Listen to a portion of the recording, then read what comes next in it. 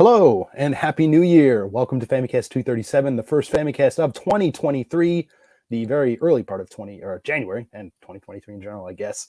I'm your host, Danny Bivens, and today I'm joined by James Charlton. Happy New Year. Happy 2020 thrizzle. Mm-hmm. We're doing it. We're doing it live. And also joined by Ty Sugar. In the year of our Lord, 2023. Yep. So what dystopian sci-fi has happened in 2023? Well, Akira last year? I can't remember. No, that was 20... Akira was 2020. That was the Olympics. Oh, 2020. Oh, it's been and gone. The world is over. Yeah, they nailed it with the Olympics and stuff like that. The atomic bomb that happened, that was planted underneath the stadium, all that stuff. You remember when that happened? Yeah. I think Perfect Dark is this year. Right? Back to the Future 2 bad ending also happened in real life, right? No, that was like 2015. I remembered one. No, Biff became president, remember? Yeah. That actually happened. It was the wrong year, but it happened. That's right. The stuff too silly to be fiction becomes reality. That's right. Ty went back to his old school and it was on fire, but then he realized it was like that when he left it anyway. It was. Yeah. Okay. Do any of you guys remember an old PS2 game, State of Emergency? Oh yeah. My nephew made that. For real? No. Okay. Well, I've heard of it, of course. That's the violence simulator, right? Yeah, it's like fat guy does a riot simulator. Right. Yeah, I think that takes place in 2023. Oh, well. Oh, okay. There we go. I think Perfect Dark proper, the 64 one, starts in 2023, maybe. Yeah. So somebody's tweeting about that or something. I'd seen that, but anyways, so get on with it, man. Right now, if this is your first time to the show, you're probably thinking, "What the hell are you guys talking about?" Now we talk about games, primarily focusing on Nintendo and Japan, but we cover all sorts of different stuff, as you'll find out. Today we're going to be talking about a lot of stuff that we've been playing over the break. A little bit of news. We have our staples, the Fukubukuro of Fabulousness, where James tells you some of the best games that you can get on sale right now. If you listen to the audio version, hopefully the sale doesn't end by then. We'll see. Ty has a mountain of anime trash. If you're watching the video version, you could look behind him and see. Right. Jesus Christ. That's a whole year's worth. 2022 again. Yeah. Right. There's this stuff from new sites this episode. Right. Maybe I'll regale you with a site tier list. We made a little Patreon exclusive video of like a time lapse of Ty's room. It's pretty funny. Patrons seem to enjoy that one. So yeah. Right.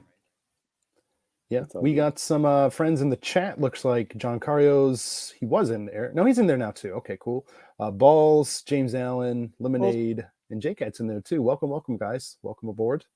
The whole gang is here. Hope to entertain you. Quick one from Balls. Danny, will you touch on the WWE sale to Saudi Arabia? I'd like to know your thoughts. It's kind of weird. We heartily endorse this event and/or product. I love WWE. No, I haven't watched that, for ages. I've been watching a lot of AEW. So I don't know. I just read stuff on Twitter. I was like, what is going on? That sounds like it's going to make a lot of people mad. And yeah, it's going to be. John Carrier kind of gave me a hint, actually reminded me of something. We are actually going to talk about the Fammies Part 2, Revengeance, which Danny forgot to mention like an idiot. But John Carrier said, Ty, what was your anime trash get of the year? I was thinking really hard about that. I guess you can talk about that in that segment. So we're doing that after New Biz and after JAPANews. Yep. Right. It's after a lot of things. It'll be there. We'll get there, folks. That's right. So anything we didn't talk about, or you think we didn't talk about in the Fammies, now's a good time to mention it. Cool. All right. Well, let's just go ahead and get on with it and move on to a little bit of new business. And to kick things off today, Ty, you're up, man. Sure, why not?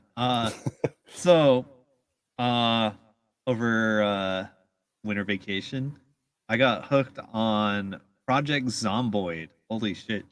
I saw a couple of my friends and family members have been playing it a lot lately, and I had it on my wish list, and it went on sale, and I bought it, and then I ended up playing it for 150 hours in a week. Jeez Louise. Like, it's super addictive. Holy shit. So tell us about this game, because before the show, I had no idea what this even was, and this is pretty old too, isn't it? Yeah, it's like a game. It's like permanently in beta. Yeah, yeah. So Ty's favorite kind of game, heartbroken. Right. No, it's actually pretty polished. Like, it's been, like you said, it's been around for a long time, and like I've noticed it on like video game forums from time to time. It's like a game that kind of had a small following, but apparently when it hit the current build, it really started to blow up in popularity. So it's a very simulatory zombie apocalypse. I was gonna say, wait, game. What is this? Sim City? That is not the game I was expecting. Right. What? So like it's like isometric view tile based. It's almost like it started as like a Sims 1 mod. It may have, I don't know. But it gets kind of uncomfortably realistic at times. Like it's kind of great. Like, if you think of something that would probably kill you, it probably will kill you in the game. Like, if you're not sure how something works, like, a lot of thought has gone into this. So first of all, it's generally kind of sandboxy. Like, if you just go with the default apocalypse setting, it's really hard. If you get bit by a zombie, you'll turn into a zombie. So like, you can't fuck around at all. If you're turned into a zombie, can you continue, or is it like this game over? You can create a new character in that world. Okay, I was thinking like, oh my god, if you turn into a zombie, then you have to play from the role of a zombie or something. That would have been. That would be fun. I wouldn't be surprised if there's a mod or a setting for that.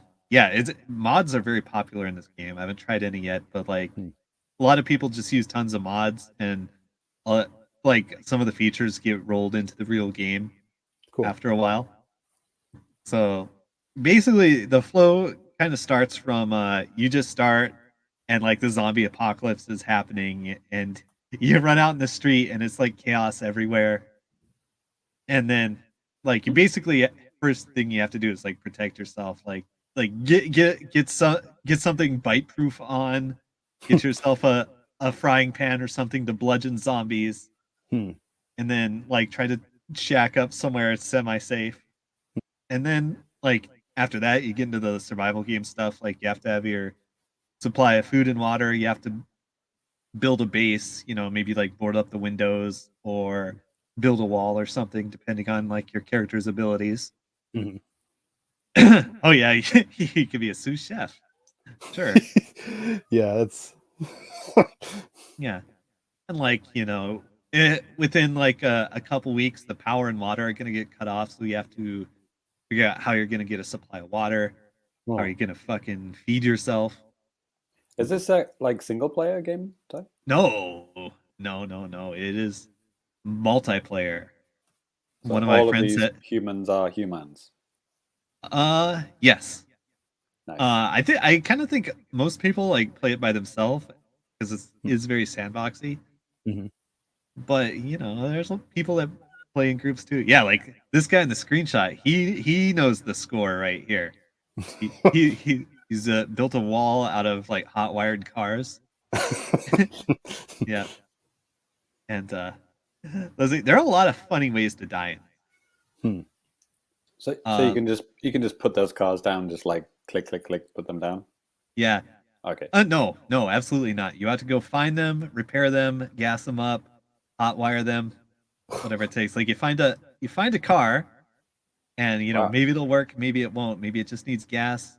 Maybe you can find the key, maybe you can't. So you have to actually drive the car back to your place? Yes. Oh shit. Yeah.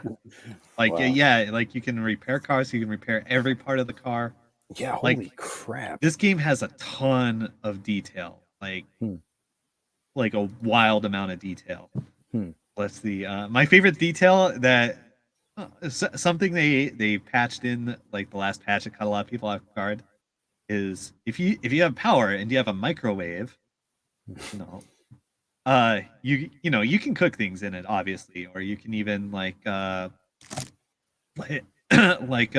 purify water. if you got it from kind of a sus source. But if you try to cook food in it in a metal pan, it will fucking start a fire. Wow. I thought you were gonna say the whole power of the whole building goes out like a Japanese apartment. No. Oh, what else? If you run a generator indoors, you'll die of CO2 poisoning. That's a funny way to die. And cars too, I'm assuming, if you turn the car on inside, Yeah. If you drink a lot of alcohol with sleeping pills, that can kill you. If you run through the woods naked, you'll get all scratched up and you might get an infection or bleed out. Wow. That sort of stuff. Yeah. And I mean and of course there's also the hordes of very dangerous zombies that will kill you. Right. So it's really fun. It's really addictive. Like if you like to build things, if you like to dig through trash, which I've told you before, it's like my favorite thing to do in video games besides, fight people. Oh, okay. Right? In video games, right? Yeah. Trash. I mean, when they come out with a hobo simulator, like that is gonna be my jam. They did have drunken. Oh my god! I played it 2 years ago. I thought it was like something like Drunken Hobo Simulator or something. That sounds familiar. Yeah. It wasn't great. Danny, didn't you literally play and review that? Yeah, I did. Yeah. It's like, that's neat. Then I played it, like anyway. So yeah, I've been just going hard on this. One of my buddies set up a dedicated server just last night and we tested it out. So like right after the show, I'm gonna go play it for like 8 hours or something. Nice. We'll see. Starting at midnight. Yep.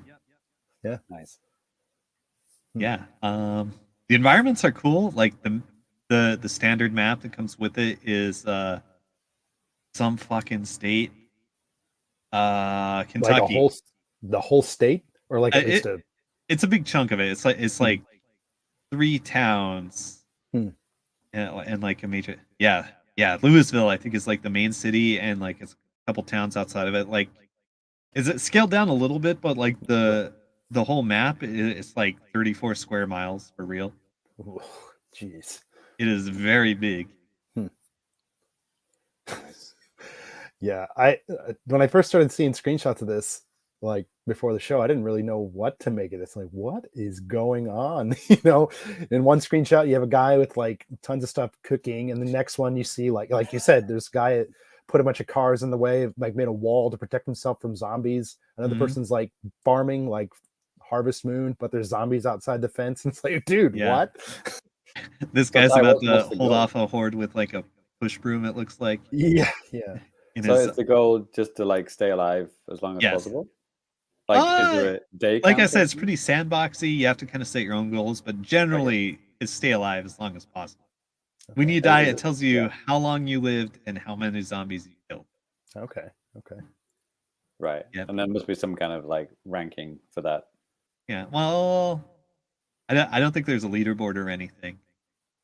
But like you have like a ton of options on how to customize your game, your zombie rules, like between like all the zombies and games and movies we've seen over the years, like there's a lot of variation on how the zombies work. Like, if you get bit, do you become a zombie or not? Oh, wow, you can actually customize that. You can customize all that stuff. Like, how fast are the zombies? Do we have like shamblers or do you want sprinters? Nice. Like, do you want to turn into a zombie in like 3 days or 5 seconds? Like you want 28 days later? You want Dead Rising? What do you want? So you can customize all that, and it's great. So if you die on someone's server, you said you can just make yourself a new character. Yeah. And just keep playing. Yeah. Yeah. And then your zombie guy stays in there, like your old body stays there. Yeah, if you want your gear back, you have to go find your corpse, which may be wandering around. In the 34 square miles. Oh, God.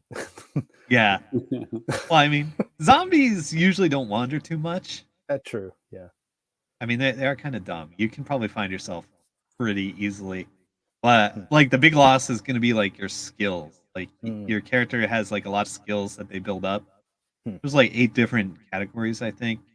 Well, I mean, like profession type was, but you also have like, let's see, let me think of your like kind of like your strength no and longer stamina. A sous chef, right? You spent years training to be a sous chef, and now you're you have your cooking, carpentry, mechanics, metalworking, just like different skills like that.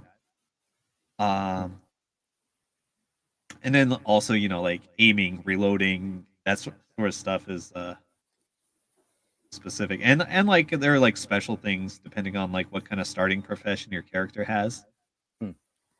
Like if you're like army vet, like you don't panic when you aim, which is a big thing. Yep. I recommend carpentry if you have no idea what to pick. Because you know you got to build those walls, build those doors, board up those windows. Yeah. So is this PC, Steam only? It's like Steam, and I think also not on Steam. Okay. So I got the pictures, the screenshots from Steam, so it's at least on Steam. Yeah. I think no consoles yet. Yeah, I think it has like some nominal controller support. But it seems like control-wise, it's kind of a tough game to put on console because you're moving around lots of inventory between different containers and stuff. Yeah, it seems like that'd be kind of a pain in the butt to do it that way as opposed to doing it with just a mouse and I mean, you could do it, but you'd have to be really smart about how you design the UI. They put the Sims on consoles, right? Am I making that up? Yeah, yeah, they did. They did. I got all the achievements. How the hell did they do that? Lots of like option wheels. Okay. Yeah, and this game has those as well. And it's good to know about them when you start interacting with cars. Let me tell you,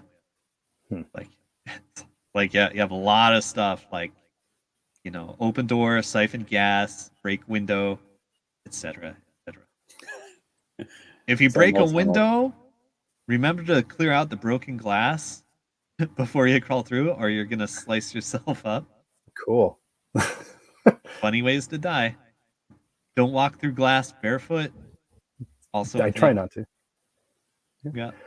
Transient Image, wishing us a happy 2023. Thanks, man. Appreciate that.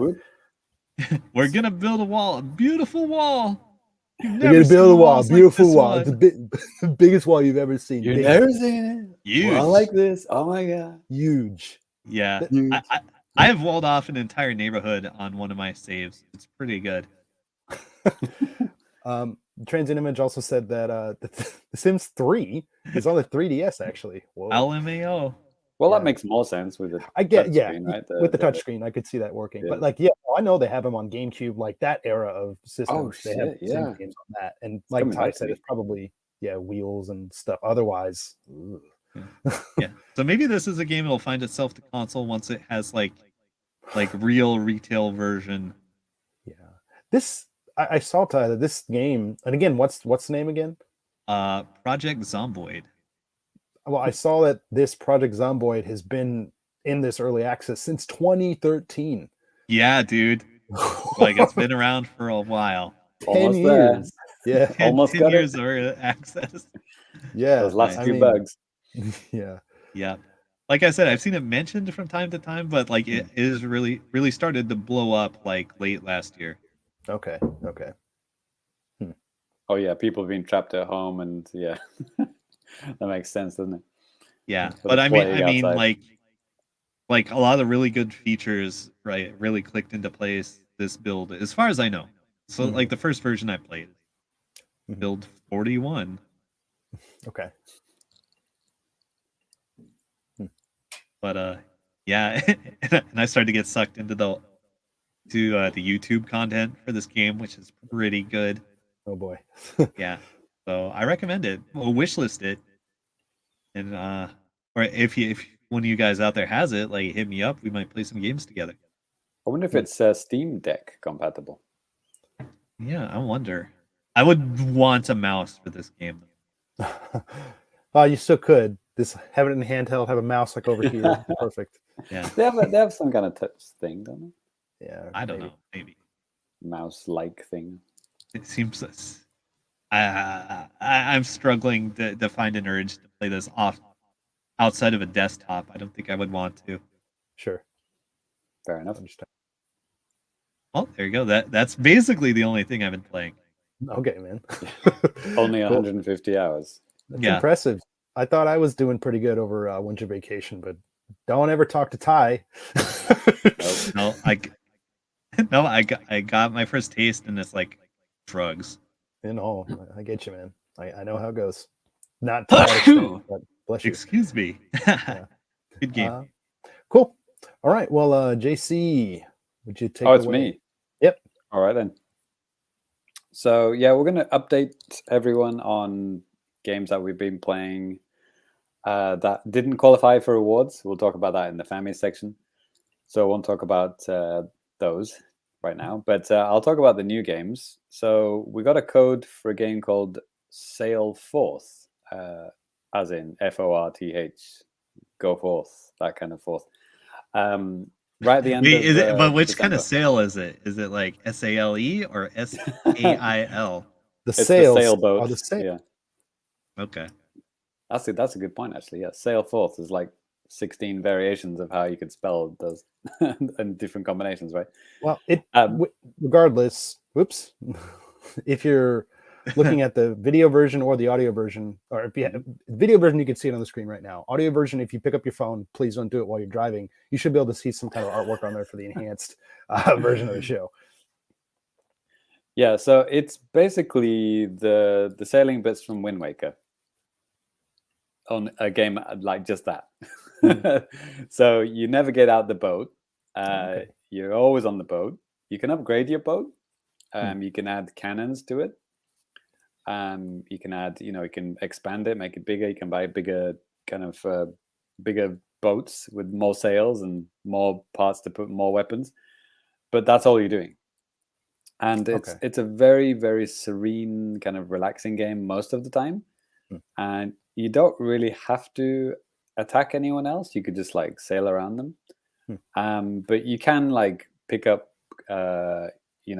various junk from around on the sea, and if you destroy someone else's boat, that you'll be able to collect parts from them and build stuff off your boat. But you can also just get it from just like little islands around there. But like I said, you never get out the boat.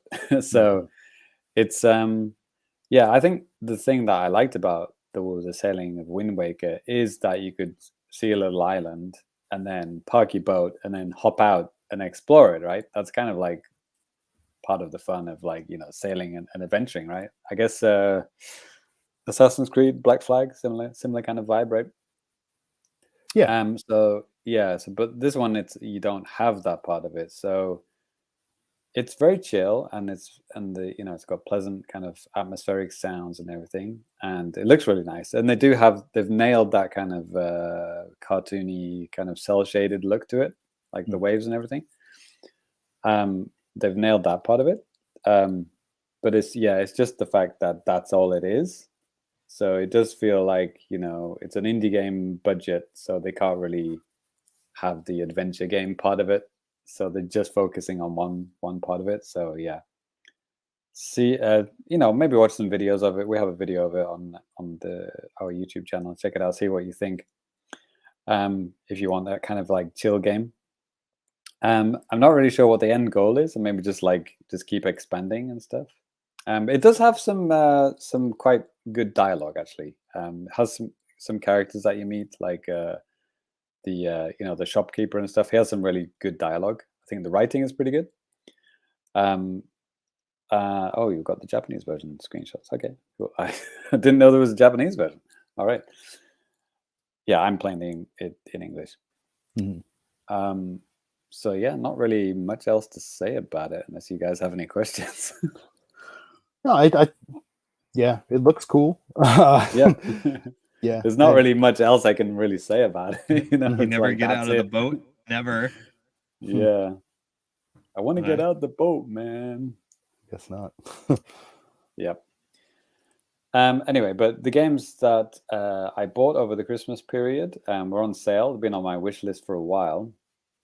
So the first one was Yooka-Laylee and the Impossible Lair, which is the Donkey Kong Country Returns version of it. It's not the Banjo Kazooie version. So yeah, there was a demo, actually. I played the demo of it maybe like, I don't know, a couple of years ago. I can't remember. And remember my save file. And nice. The play count for it also carried over. So like everything just carried over. Like I just continued, like I'd already started the game, which is pretty cool, actually. I really like that.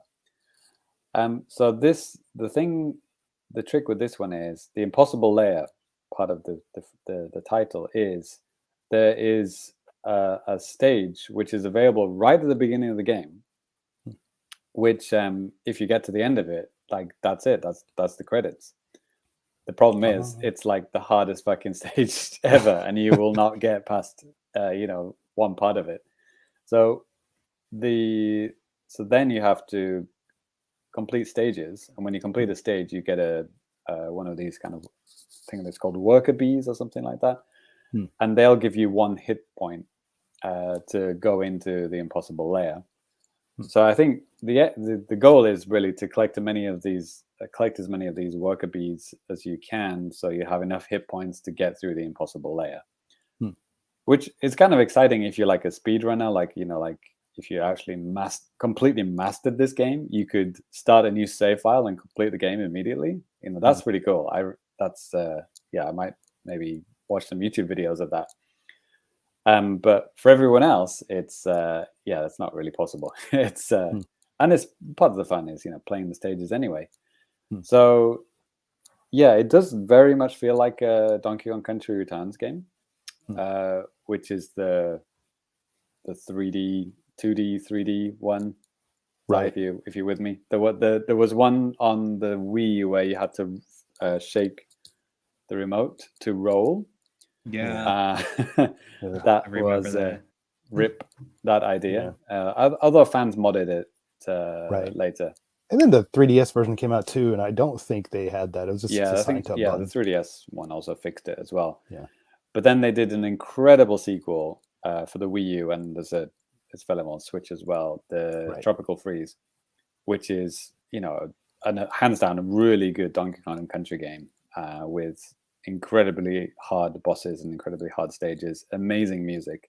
It's like the true successor to the original Donkey Kong Country trilogy on the SNES. So this is kind of like on that kind of vibe, like Tropical Freeze vibe. It has a kind of some stages have a kind of parody vibe, which Donkey Kong Country games often have. But they have all the usual ones, ice and lava and all that kind of stuff. And the way the way the stages are connected is by this overworld that we're looking at screenshot right now.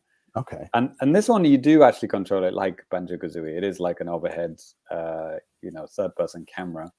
And you can jump, and there are enemies in it, but that's not the main part of the game. It's just a way to solve simple puzzles and then, make your way to the next stage, basically.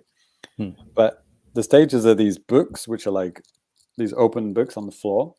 And what I like it is that if, for example, if that book is like submerged in water, then the stage will be submerged in water. And then you'll solve a puzzle in the overworld and like maybe stop the water from flowing, and then that level will become dry. Okay. And yeah, this one's like involving wind, like there's wind blowing across the book. The stage will be windy, and then you block the wind, and the wind will be gone. And they play totally different, and that kind of opens up different parts of this level as well. So you're not playing the same level twice. Like there are variations of it. You'll be going from left to right, and then the second version you'll be going right to left, and there'll be different paths and stuff. So it's really, really good level design, is what I'm trying to say. And these are Platonic, ex-Rare guys, right? And yeah, it's really good. I like the art style is really good. Level design is fantastic. It's quite hard, but not stupidly like, it's like it's your fault if you die. It's your fault. You know? The physics is it is kind of weighty like the Donkey Kong games, but he does have a roll, which is like you can kind of mash the Y button, kind of like roll on the back of your partner. It does have the Banjo Kazooie vibe. The Yooka, I forget which one's Yooka. Yooka's the iguana, I guess. Laylee is the bat. Sure, that's it. Yes, I'd believe it. Yeah. And if you get hit, Laylee, the bat flies off, and then you've only got one hit left, right? Okay. But you can then either get her back, or you can quickly catch up and touch her, and she'll come back. I guess almost like Sonic's rings kind of thing. Or there'll be bells in the stage, and if you hit it, then she'll come back immediately. Okay, so that's almost kind of like a combination of the Sonic rings and then like the barrels, with like Diddy in them or whatever. Yeah. Exactly. But yeah, it's just very pleasant, really nice music. I'm assuming it's like David Wise, someone like that. It sounds very much like Donkey Kong, and it's funny because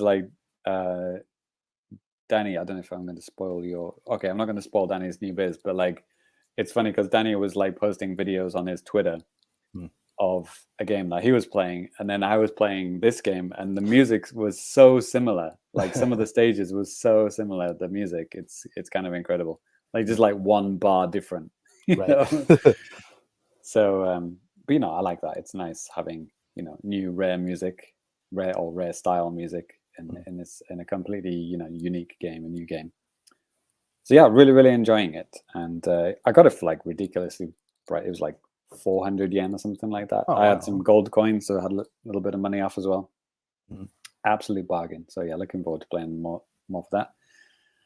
And the other game that's been on my wish list forever was a ex Xbox game.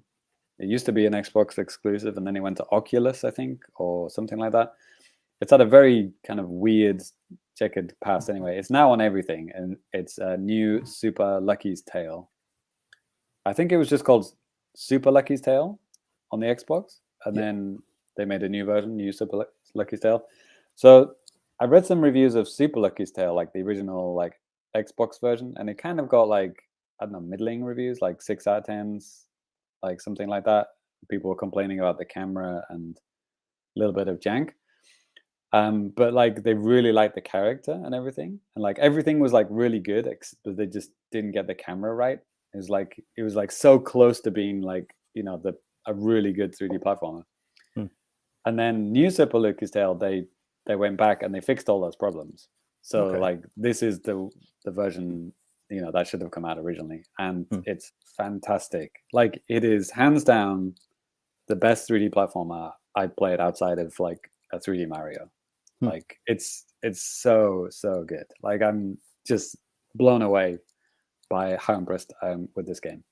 They nailed everything. The camera. I mean, I've said this on the Famicast before, right? No one can do a 3D camera except Nintendo. Well, no, this game proves me wrong. This game does a 3D camera very, very, very well. And the character is this little fox guy, Lucky, super cute. He's got he drills into the ground, which actually, I don't know if you guys remember this. Do you remember the original version of Conker before he went? Yeah, Conker's Bad Fur Day. Yeah. What was it called? Conker's something tail. 12 tails. 12 tails. That sounds familiar. Like that. Something of yeah, 12 tails. Yeah, something like the original version of Conker had that move, and it was a video at E3 or something like that. Probably Ty went to one of those E3s. I was there. Yeah. So but in the final game, he didn't have that. So but this game, they obviously saw that and they thought, yeah, we should do that. So you can go underground, dig underground as long as you want, as long as the ground is, diggable, as long as it's not concrete. And so you can go under enemies and pop up and flip them over. That's one technique. Or you collect coins or things hidden underground, or you can go under fences, under doors, under things like that. There's lots of techniques, and also it has a butt bash kind of move, like a Mario style move, but he'll kind of do a dive kick move as well. Dive kick, nice. Yeah, and you can chain these things together as well. So it's really fluid. They absolutely nailed the controls. The jumping is so good, and the butt bash is perfect. The dive kick is perfect. The digging underground move makes a lot of sense, and it feels good. Music's good. Graphics are colorful, bright, fantastic. If you told me this is a Nintendo game, I would have believed you. It's incredibly high polished. Like I'm just like so impressed. It's like, where's this game been all my life? So yeah, like what are you collecting? I think you're collecting pages of a book, which is the same as what I've just said about Yooka-Laylee, right? Mm-hmm. I think Yooka-Laylee, you're also collecting pages. I just thought of that. Yeah, okay. You are, and you're collecting the bees, but you're also collecting pages. This one is pages.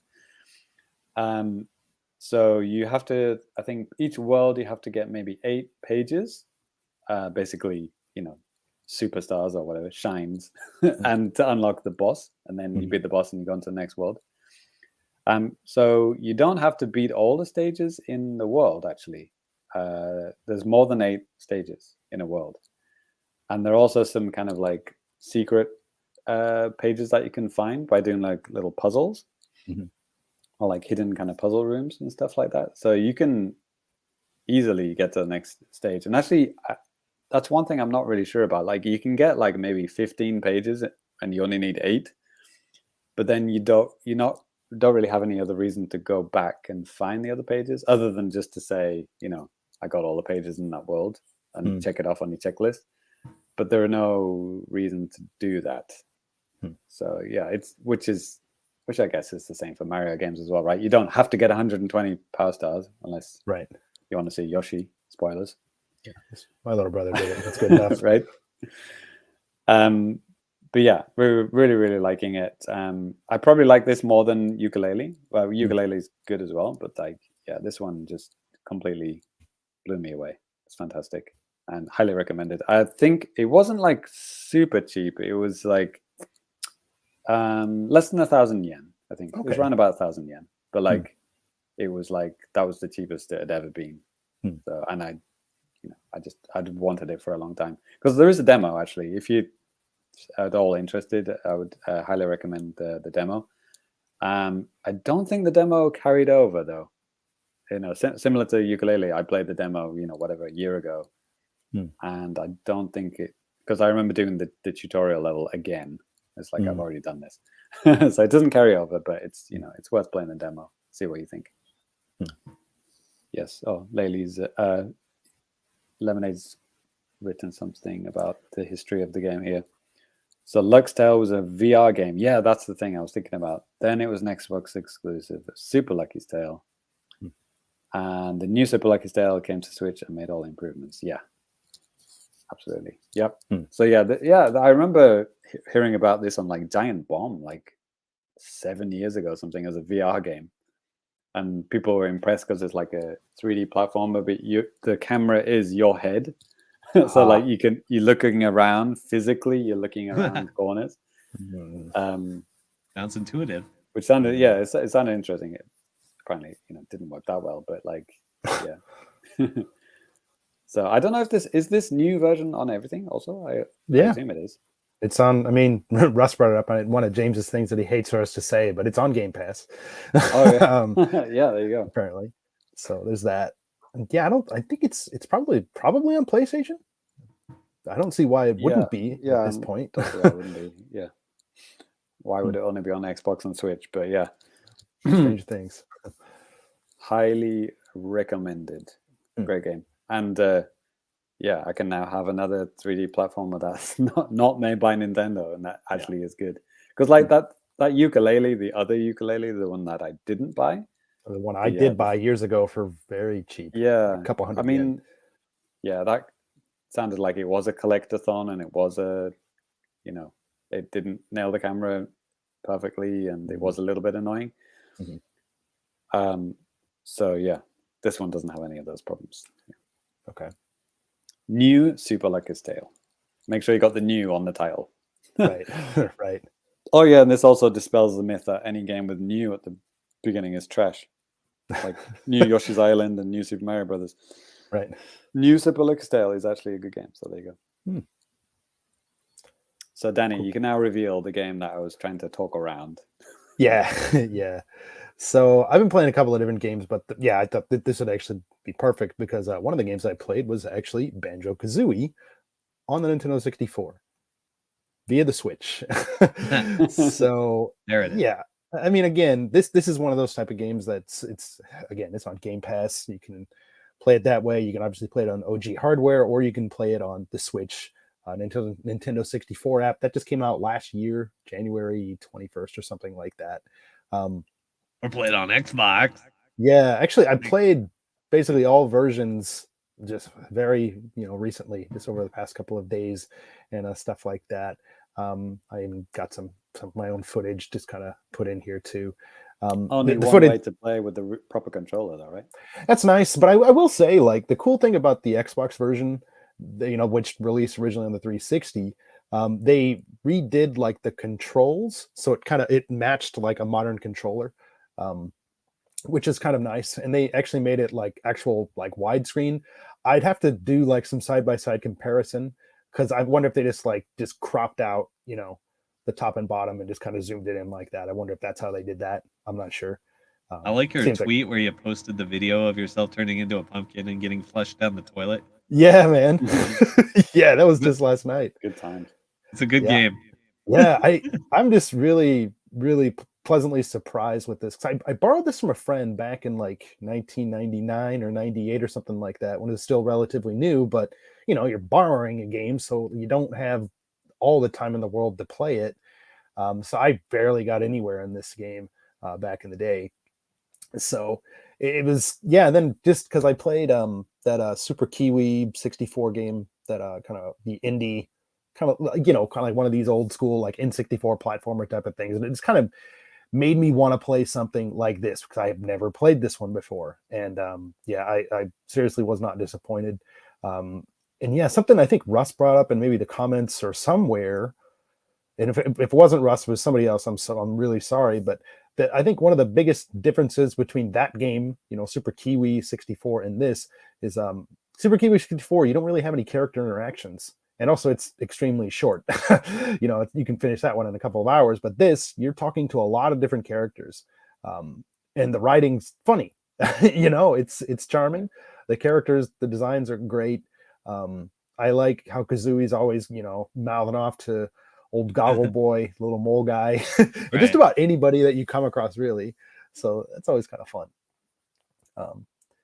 My favorite little tiny detail in this game is always like when the Banjo and Kazooie have dialogue and they're just listening, like the animation they have, like a Banjo nods and Kazooie shakes her head. I thought it was like just a small, cute little contrast, like perfect in this game. Right. Yeah. I know what you mean. Oh, we're talking about Christmas levels and Christmas games on our quiz show, aren't we? Yeah. Coincidentally, I made it to this level, Freezy Peaks. Oh my God, whatever. Freezy Peak. Freezy Peak. I made it to this level on Christmas Day. Nice. So that was really cool. And I did get the Christmas tree decorated and stuff, in the game and all that stuff. Man, that was actually a little bit tough. But I've really, really, really been enjoying this. So far, I think I just finished. Oh my God! Well, I just got onto like the big ship, Rusty Bucket, something I think it's called. Bay. Yeah, I just got there, but every level before that, I've gotten every jiggy, every note, like everything, except I missed a couple of honeycomb things. And I know exactly where one of them is too. So this has just been so much fun, just going back to, and I'm really glad that it's on the Switch. I mean, I prefer to play it, on the TV with that N64 controller, because that feels pretty nice, compared to playing it in handheld mode on the Switch. But like I said, I do think that the Xbox version is pretty legit. The camera, it is a little bit better, but I think you don't have like full control over everything like you would. I was going to ask. Yeah, you don't have the same amount of control that you would in like a modern game. It's very much, they did reassign buttons and stuff like that, but some of the things maybe they just couldn't do because maybe it would break the game, because you cannot like tilt the camera stick like up and down. You can only do just like left and right, and in some parts it's kind of like the C buttons where it kind of shifts over. Some parts you can do it kind of smoothly and slowly and stuff. I don't know. Like I said, I've been primarily playing on the Switch, but that's just kind of like my take from playing through like the first level to completion there. So I've also played it on mobile via Xbox Cloud on my phone. That is not fun. It's funny because when I talked about playing this game last year, I said, you know, a lot of it was like muscle memory. Like I was doing things without even realizing. Like my brain just took over and just did it without me even thinking. But you don't have that, right? Because this is kind of like first time for you. So yeah. So I had to learn all the different moves and stuff like that too. And it is a pretty complicated game, really. Like, and just thinking about all the moves that are there, you know, the trot thing where you hop on Kazooie's back and start running around. I mean, you use that a lot, so then you get really good at doing it. But at first you're thinking, like, oh shit, like how do I do this? Or like, oh, I got to do the thing where I can like ram into something. Oh, when I'm jumping, I can actually, you know, do that aerial like peck with Kazooie and stuff like this. And then there's like this move you can get where you use the golden feathers where you can like basically take out anything. Right. Yeah, I mean, it's just like as I'm playing, sometimes I have to recall moves. I'm like, oh yeah, I can do that. And then you're just kind of like figuring out things like, oh my god, I can go in this door. Okay, cool. You know, stuff like that. Yeah, those little NPC characters do add a lot of charm, don't they? Like like in this stage, they got that teddy bear, the bear guy and the bear family, right? Yeah, his kids lost their presence. Yeah. And the walrus. Well, Gloggle, Barfo, Blorble. Sure. And then the turtle in this stage, the swamp stage, you have to like smash her legs or whatever, and then she'll like open up her mouth. Oh my god, it's kind of grotesque, but I love it. Yeah, this game gets a little edgy sometimes. Yeah, there's an enemy on the pyramid level where it's a hand that comes out of the ground, and when it slams down and when you kill it, it like literally breaks up into pieces, and you can see like blood and bone and stuff. It's like, whoa. I mean, I could see that maybe getting past something, but I noticed it. You're welcome. On behalf of the England. Yeah. We made it. Yeah, freaking fantastic. So I'm still working my way through it. I'm probably going to do some kind of like a video thingy on there because I recorded a lot of footage, and there's other things I want to say about it too. And I want to show off like, you know, collectibles and stuff too. I was waiting for that. Yeah, it's just fun to do. But yeah, the other game I've been playing a lot of was Crisis Core Final Fantasy VII on the Switch. This, as a lot of you out there are well aware, I'm sure, this was a really late 2022 game. This came out December 13th. So, yeah, I didn't really have a lot of time to play it last year. I kind of started going hard on this after New Year's. But, like, you know, with this being like a PSP game, one of the interesting things is that there's not really like an open world per se like you'd find in a normal RPG. So they have, I mean, there's a story mode where you're going to different areas and stuff, but it's kind of like they're determined points and stuff like that. So they set up this system with missions. And there are 300 of them in the game that you can just hop into any of them during like once you run into a save point, you can save or press X to go to missions. And missions benefit you because you can level up your gear, you can find items and level up your character and stuff like that.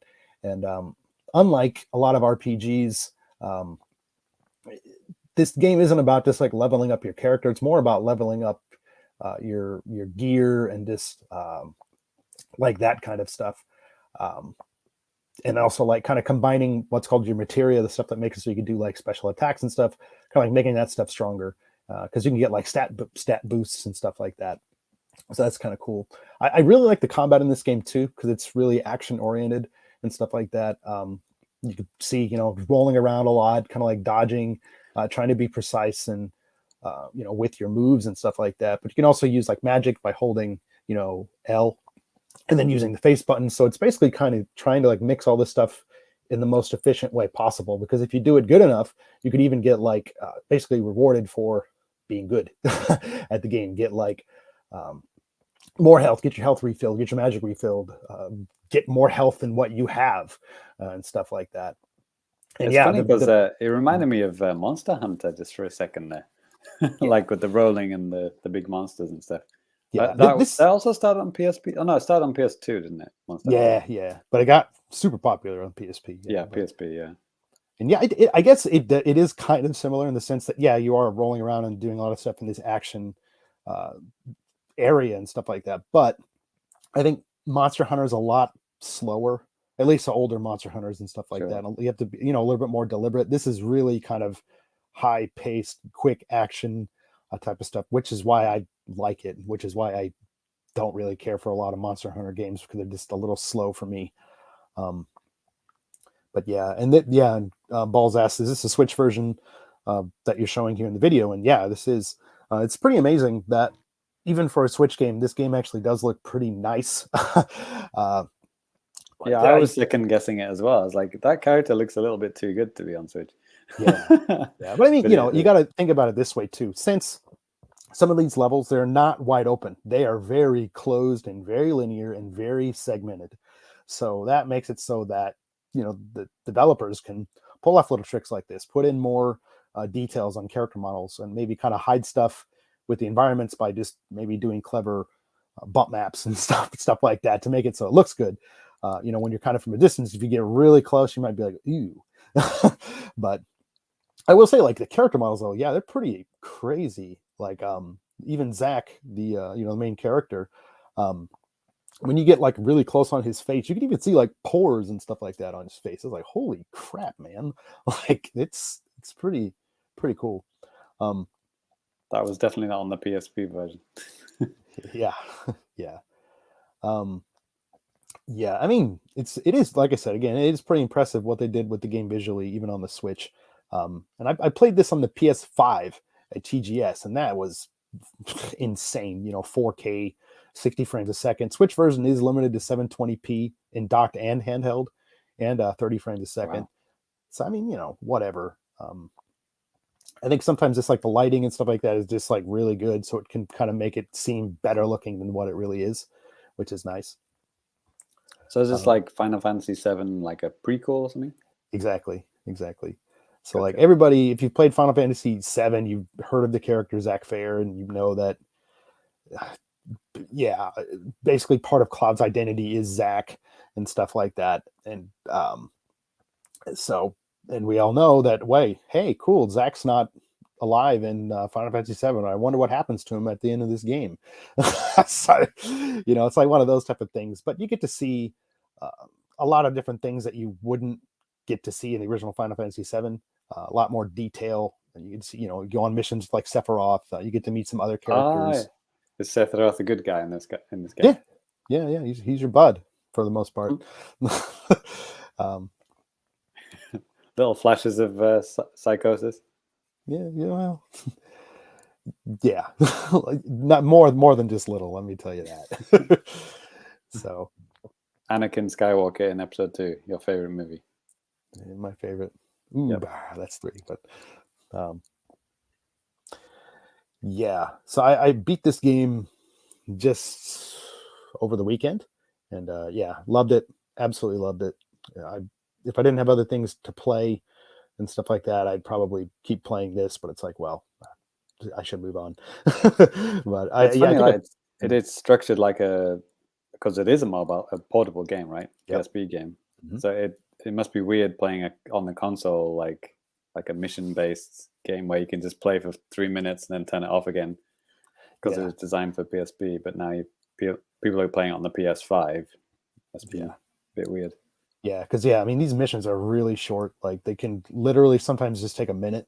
Other times, I mean, because you're collecting treasure and fighting enemies like randomly that pop up, and then there's one main enemy that you have to beat the mission.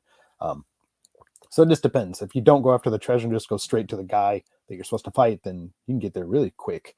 But if you're trying to get all the treasure and stuff like that, it's going to take a little bit more time. That's why Luigi's Mansion 2 is so different, because that was only designed for the 3DS, right? Mm-hmm, mm-hmm. So it's like mission-based and smaller. But 1 and 3 are a lot more open world, bigger. Yeah. One of my only gripes with this game is that whenever you get in really close to something that you want to interact with, like, for whatever reason, I mean, controls are really tight, I think, overall. But when you're like, I'm trying to like talk to people, like very specific people in this city, and like sometimes I just try to like turn the stick a little bit, and it doesn't go. It basically doesn't turn the character. I'm like, what the hell? Like, it's kind of hard to explain, but it's kind of really weird in that very specific kind of scenario, and that part does not feel good. Thankfully, well, the PSP was D-pad, wasn't it? Or no, they had a very small nub on there. Probably designed it for that. Could be. Yeah, the character models themselves, they've been completely redone, but like the animations are still based on the PSP version, from what I've heard. Yeah. So, oh yeah, that probably does. Yeah, that explains it. Yeah. Yeah, but great game. I mean, if you're a fan of Final Fantasy VII, I mean, you probably know about this game already. I bought the PSP version just the other day for like 270 yen. That's probably like less than $2 USD right now. It's pretty crazy. Just the box? No, it's you have to ask. You got everything in there. No. Even man, actually, just for a second, humor me, please.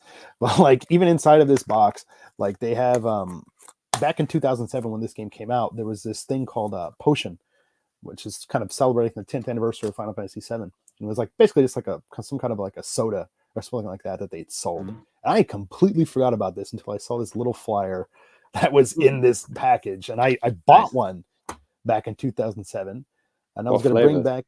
What's that? What flavors do they have? Well, I don't remember. I don't think I drank it myself because I bought it for a friend, brought it to the airport, and then I totally forgot that you can't bring that type of stuff on the plane. And he's like, "Yeah, you got to dump this shit out." I'm like, "Okay, I can keep the can, right?"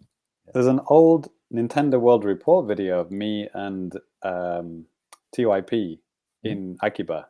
And he buys a Final Fantasy branded drink, and he drinks it on camera, and it's absolutely fucking disgusting. He says, "Probably this. maybe it's that. Yeah. So maybe it's for the best that I had to throw it out, save my. Like I said, I was getting it for a friend, and yeah, maybe I saved his life. But best of luck to him. Yep. Cool. Well, that is going to do it for the new business. So let's go ahead and move on to a little bit of Now Playing at thefamicast.com. That game. Right, Now Playing at Famicast.com. Lots of stuff going on the website, YouTube, Patreon, all that type of stuff. And we're going to tell you all about it. JC, would you go first? Yes. So I already mentioned it. Sail Forth. It's like the first, 45 minutes of that game. Check it out. New Super Lucky's Tale. Wait, no, I don't have a video of New Super Lucky's Tale. Should I make one? No, that's what I've been playing. So yes, the Diddy Kong quiz. Did everyone listen to that already? So after the Fammies was done, and we lied and said that's the last episode of the year. We actually had a quiz that we were going to do, maybe the one before the Fammies, and we kind of went too long on that show. The one before the Fammies was pretty long. I think it was like over 2 hours long. So we thought, we'll save it for the next time. But then the next time was the Fammies, which is obviously like 4 hours long. Yes. It's like ridiculous, right? So as a bonus, as a little Christmas bonus, we did a Diddy Kong Racing 25th anniversary quiz. And yeah, Danny was there, Ty was there, a couple of patrons were there. And yeah, it's just a nice, fun quiz. So yeah, check it out. It's on YouTube. It's on the iTunes, whatever, however you get your podcasts. Lemonade says the quiz was great. There you go. Confirmed. And what else I got? Oh, yes. And Splatoon 3. We're going to talk a little bit about Splatoon 3, the Splatfest in news. But yeah, I made a couple of Splatoon 3 videos. The first one was basically I cut up maybe 2 hours of footage into just all the times that I killed people and I won. But it does have a few losses. 20 seconds long or something. So 20 seconds. So yeah, it's not like just a simple gameplay thing. I actually edited it down to all the good bits. So yeah, it's worth checking out. And I did another one about the tricolor battles, which are a little bit confusing. I managed to win a couple of them. So yeah, if you check that one out, you might be able to learn how to win at tricolor battles, which is where 3 teams compete against each other, 3 different colors. It's a new thing to Splatoon 3. And Danny, do you want to say something? Actually, Ty, could you say that? Still not ready? Jesus Christ. Ty, what else are we doing this month? Game night Game night, yeah. If you want to play some video games with us, I recommend hop in the Discord or the chat for this very video and start smashing in game titles. And also start mashing in the quarters to the Famicast machine until you get to $3. Right. Insert 40 quarters to continue. Yes. What a ripoff. Right. Yeah, we're on 70, maybe 80. Oh, are we on the 80 Patreon exclusive shows by now? Oh my god, it's a lot. Yeah. For audio shows, at least, definitely. Yeah, we're up to I think we're on 79 or something like that. Wow, and you can access all those for $3? Yep. Yeah. It's insane. What a steal. Yeah. But don't just immediately unsubscribe after downloading all 80 of them. That would suck. But you can do that if you want to. Yes, you can do that, yeah. Yeah, literally can't stop you. Yeah, we can't stop you. Actually, we're coming up with a way to stop you now. No. I'll find where you live. Yes. Wow. Yes. We also have, videos and other exclusive stuff, which would be kind of hard to watch and absorb all in 1 month. But you can try. Yeah. Yeah. So James Allen in the chat says, the last game night was October. Yes, we do one per season, as in calendar season. This is the winter one. Right. Innit? Yep. Danny, you finally ready? Yeah, I was ready the whole time. I was asshole. going to save this for last. So, one thing that I wanted to bring up to the listeners is basically, nothing's going to change with the Famicast, but I wanted to tell you guys that we have just joined what is called the Tokyo Beat Network. This is kind of like a group of podcasts that are, some of them are based in Japan. Chu High Labs, Mark Lentz, and some of their people that work there and have been working with some other companies and stuff like that here in podcasts to make this podcast group. What does that mean for you, the listener? Well, not today. It's not going to happen today, but maybe in the future where you're going to hear basically we're trying to support each other, like all these different podcasts and stuff like that. So you might hear some kind of people pitching their podcasts and stuff like that here on the show. And, since we still have say in what goes on the show and stuff like that, I'm not going to try to throw something on here that I don't think you guys would be interested in. So, it's still in the process of getting all this stuff together, but I want, if there's other podcasts out there that I think you guys might be interested in, I want to share that with you. So more importantly, Danny, our advertisement will be on other people's podcasts. How cool is that? Yeah, we actually recorded that. Yeah. So that's going out. Yeah, we made a promo. Let us know if you listen to a podcast and you hear our ads show up. Yeah, please tell us. That'd be awesome. Yeah, that'd be fun. And then at some point down the road, I don't know how soon this is going to be, but there are going to be possibly some ad reads on the show, probably for just different stuff that you can buy. Hopefully, my idea is that if I want to promote something that I think I would use myself, you know what I mean? As opposed to be like, well, I think this, something completely stupid, but we'll see how it goes. But that's going guns, dildos, hard liquor. I liked 3 of 4 there. Crypto. That's right. NFTs. Yeah. Actually, we love NFTs. Yeah, that was the last part. NFT. No. Never. So I'll be selling an NFT of Reggie. There it is. Your friend Reggie, not the Reggie formerly from Nintendo. Yeah, both. No, both. Excuse me. Yeah. One's way more valuable than the other, though.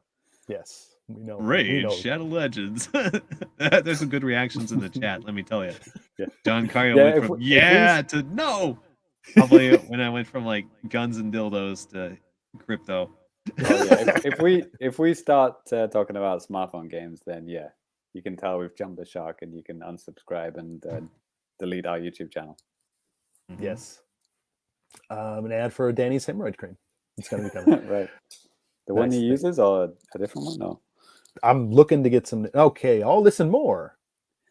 Orders and more. And part of the Tokyo Beat Podcast Network. Oh, we're doing that already. Yeah. All right. Whoa, now I've totally lost my train of thought. James. Happy New Year, boys. It's time for that news. That's right, folks. It's time for the JAPANews. The time of the show we talk about the latest and greatest comings and goings of Japan news, Nintendo, all that type of stuff. And we have a couple of different things to talk about today. And Ty, this first one seemed right up your alley. Hell yeah. Godiva is teaming up with Nintendo for some Animal Crossing New Horizons chocolates for Valentine's Day in Japan. There's 6 different assortments that will be available at a variety of shops, including Godiva shops, Nintendo, Tokyo and Osaka, and convenience stores. So yeah. Didn't they do a team up last year too? Or am I tripping? I don't chocolate think so. Yeah. I don't remember that. If maybe. Well, in any case, girls in Japan fucking love Animal Crossing. Right. So let's go. I like that green leaf one. Right. Yeah. Looks a bit too nice to eat. Yeah. I put up some more pictures. Sick. Yeah. I put up some a nice tin. Yeah. There's a lot of nice tins. I put up an article about this, like the details, the prices, and stuff like that. If you're in Japan and you want to buy this, when you can buy this, where you can buy this stuff. Some of the stuff's exclusive to some places, which is like, of course they would do this. Like there's this 9-piece assortment one that there are 2 versions. One is available at like one store and another is available at another. There's a special pouch, which you can see right now if you're watching the video version. That's only available at like one place. There's like this type of stuff is going on already. And it's like, Jesus Christ. These look really fancy. Yeah. I mean, the tins look nice. And actually, I am guilty of buying a nice tin with cookies in and then keeping the tin. I got this Yoshi one at the Nintendo store. Yeah, man. Ain't nothing wrong with that. Nintendo Tokyo real store. Yeah. It's a good tin. Nice tin. I like Yoshi. Yeah, absolutely. I bought a box of VTuber cookies from Family Mart. and I got this nice cheeky. Yeah. I'm not joking. Oh wow, you aren't joking. Yeah. I'm gonna put it on my wall, maybe. Cool. Cool, he says. While like nervously scratching the back of his head. I can't wait to get rid of this guy. Yeah, exactly. Right. Well, next bit of news, I'll go ahead and share that. So this news just kind of came out today, actually, and that is that the game trials in Japan, it's happening already in 2023. Yes, the first game trial of 2023 for the Switch in Japan is for Snipper Clips and Snipper Clips Plus. You might remember this from being a launch title on the Switch back in 2017. They since released like DLC, like extra stages, and also rebranded the game as Snipper Clips Plus, and it's out. So yeah, that's going to be coming just this Friday on the 13th, and basically until the 19th, the following Thursday. The game's going to be on sale, 30% off for each version. Like you can get the original version for 30% off, Snipper Clips Plus for 30% off, or if you have Snipper Clips already, you can get just the DLC part and stuff like that. So did any of us play this back then? I think there's even a demo for this. There's a demo. There's a very generous demo, which I played a lot of, and I thought, well, I've had enough of this game. So I don't know if I even want to. Well, I'll try the trial. But yeah, the demo is very generous. The only thing I remember about this game is that it has one of the same voice actors as Skullgirls. It's like they got one of the people just to come in here and make the funny little sounds, I guess. I was going to say there's no voice in this game. There's voice, but I think it's just like little bleeps and blarps or something. Gotcha. Yeah. Oh, it's not in our news list, but Skullgirls, the game we're obligated to shill because I'm on the show, and also what's his name? The Irish guy? He's dead now. Simon.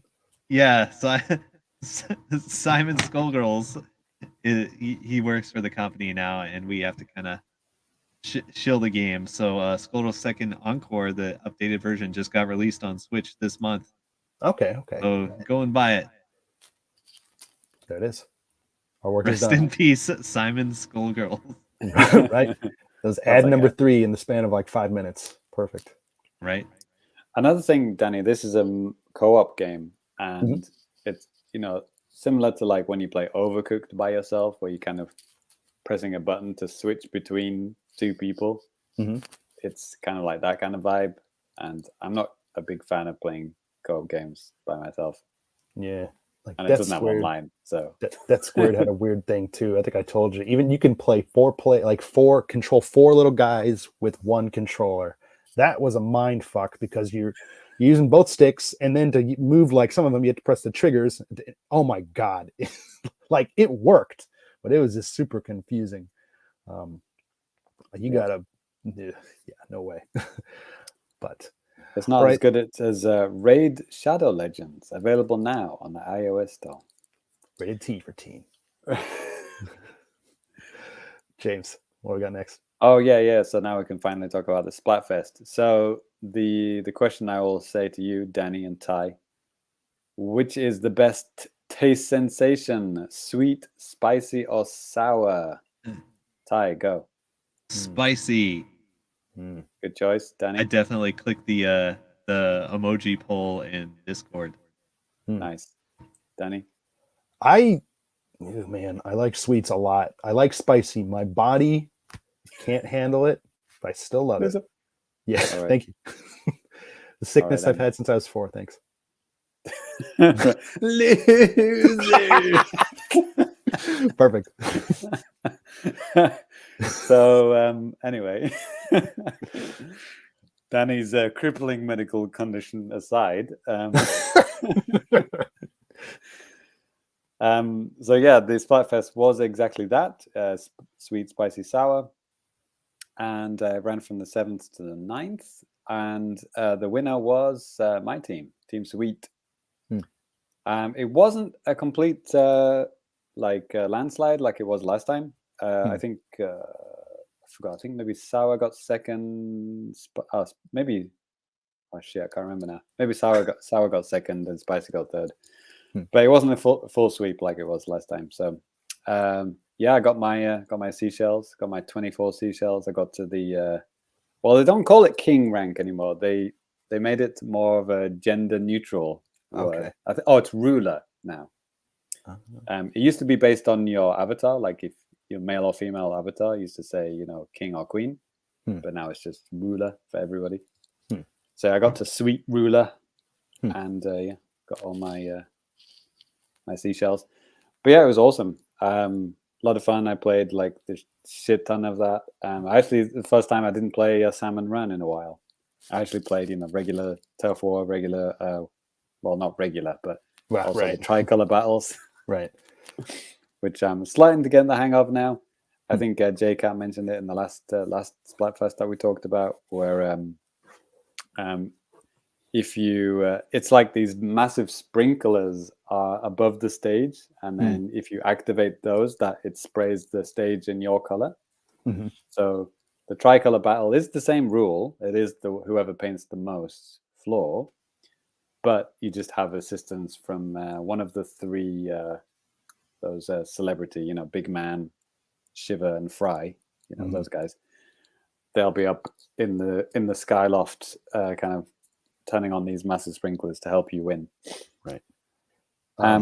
We got a comment here too. Actually, this is kind of interesting. I didn't really think about this, but this is from Jedmans4. I'm surprised they didn't have the most popular taste for competitive games.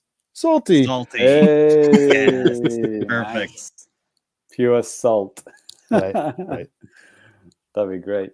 Maybe that's why they didn't do it. Yeah, I don't think Nintendo can even comprehend that type of stuff. But yeah, Lemonade seems like he picked sweet, so probably picked it after he knew who won. Whatever. I think you do get a couple of seashells if you just choose it and then don't play it. I think you still get like a few, not that many, but yeah. But yeah, it was a lot of fun. I don't really play turf war that much, but yeah, it was good to get back into the swing of things. And yeah, didn't have too many disconnects. It was good solid time, no problems. And then went immediately back to salmon run after it was over. So Yeah, is that the end of the JAPANews? Well, yeah. I don't know what the hell this thing is. This thing Famitsu just went live with this thing. I don't know what the hell it is. I'll put it in the chat if you guys want to check it out as well. Something called Pokemon Fit. Did you hear about this, Danny? No, they must have just. Yeah, I just went down just now, like literally just now, like coming out tomorrow. A new. Oh, I think it's maybe a new lineup of stuff, like toys and clothes and stuff like that. Okay. I don't know why it's called Pokemon Fit. I was like immediately thought of Wii Fit. Right, that's exactly what I was thinking of too, but. Yeah, basically it's a lot of plushes between 1,600 yen and 1,300 yen. Okay. Lots of toys. Anyway. Well, this is up 7 hours ago. I must have just been doing something else at the time. Fresh off the pet press. Huh. Anyway, that's not part of the JAPANews. Okay, well, I guess it kind of is now, but okay. What a weird, stupid name, but okay. Right. Get fit with your Pokemon by buying toys of them. Yeah, dolls. You're supposed to with them. What the hell? Oh, sorry to interrupt, Danny. I think I just heard some music in the background. There it is.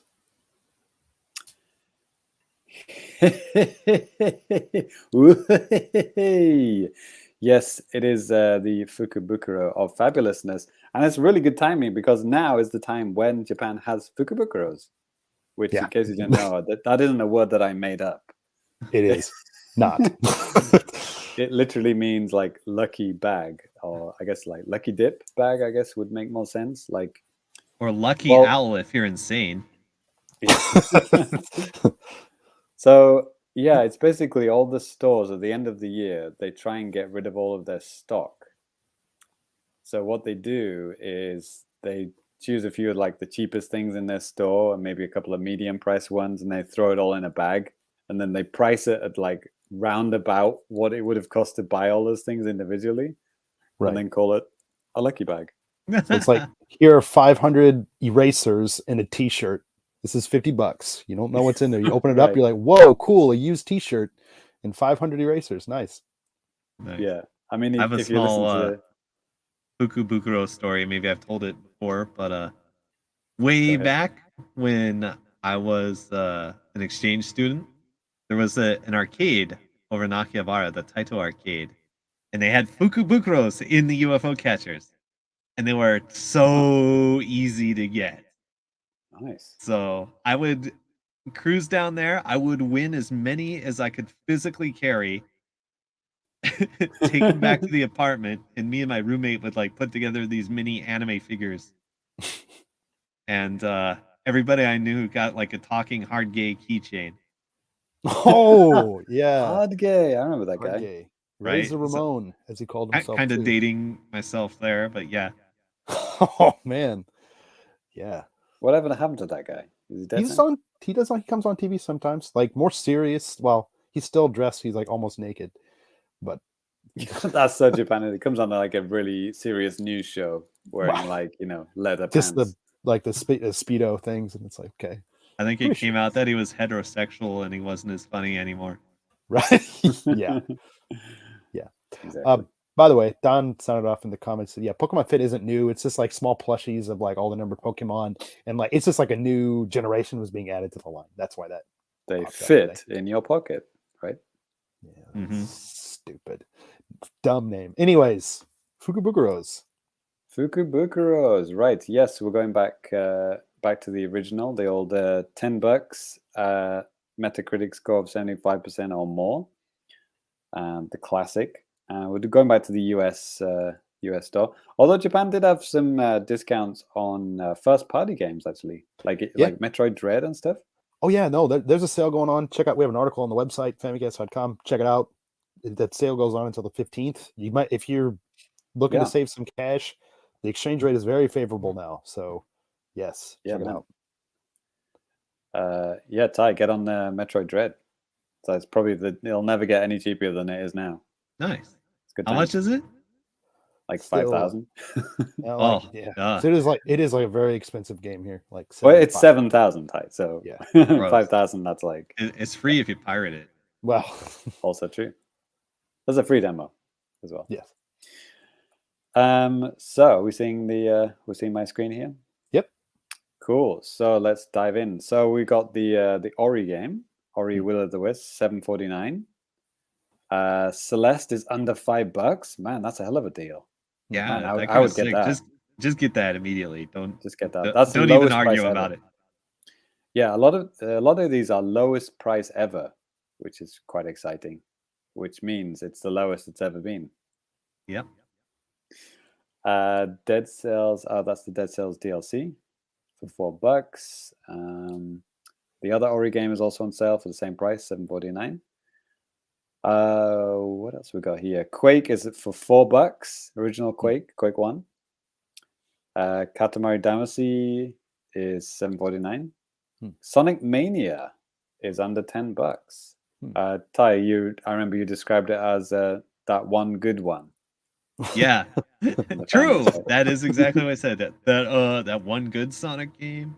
Yeah, there it is. Do you have this, Ty? Or I don't think I have it. I think I played through it on Game Pass or like a free weekend. Okay. I know you, Ty, you definitely have this other game, The Messenger, right? Yeah, that game slaps. Yeah, that is matches previous low, so it's only ever been this low. It's $8 right now. Yeah, 60% off. So yeah, The Messenger, get that now. Oh look, Metro Last Night Redux is on sale for the. It's been permanently on sale for like the last 5 years. 400th week, right? Get in on Ukrainian video gaming. Let's go. Yeah. They should do it. They should just go to like 99 cents one day. Just like fuck it. Probably will. Just once go lower they've than hit saturation. Oh, John Carrier said he's buying Quake as we speak. Portable Nice. Quake. It's a hell of a thing. Yeah. So let's move on to another Civ one. 6 for $6. I'm gonna talk about that later, by the way. Spoilers. Oh yeah, well, you already have talked about it, haven't you? Yeah. That will continue to talk about it. Okay, cool. Original Outrun is $4. The Sega Ages collection one. Gris or Gris, or however you want to pronounce it. I played that a couple of years ago. It's $4.24. It's like a very artistic adventure. It's basically a platformer, but it's very beautiful. Looks like it's a Adobe Illustrator come to life. I think Cyrus was on the show when we talked about that. Yeah, you mean Simon Skullgirls? Simon Skullgirls, yeah. Yes, that's right. So, The Last Campfire. I've heard good things about this one. It's $3 right now, 80% off. I have not played it myself, but I hear good things. They got it. Metacritic is 83, which is like, that's quite high. Demon Tough Neon Splash. Is that the one you talked about, Ty? Or that? The one I talked about was like OG Demon Turf. Like I don't have Neon Splash. I want to get it. Is that only on Switch right now though? I can check for you if we just click this one. It's $4.24 right now.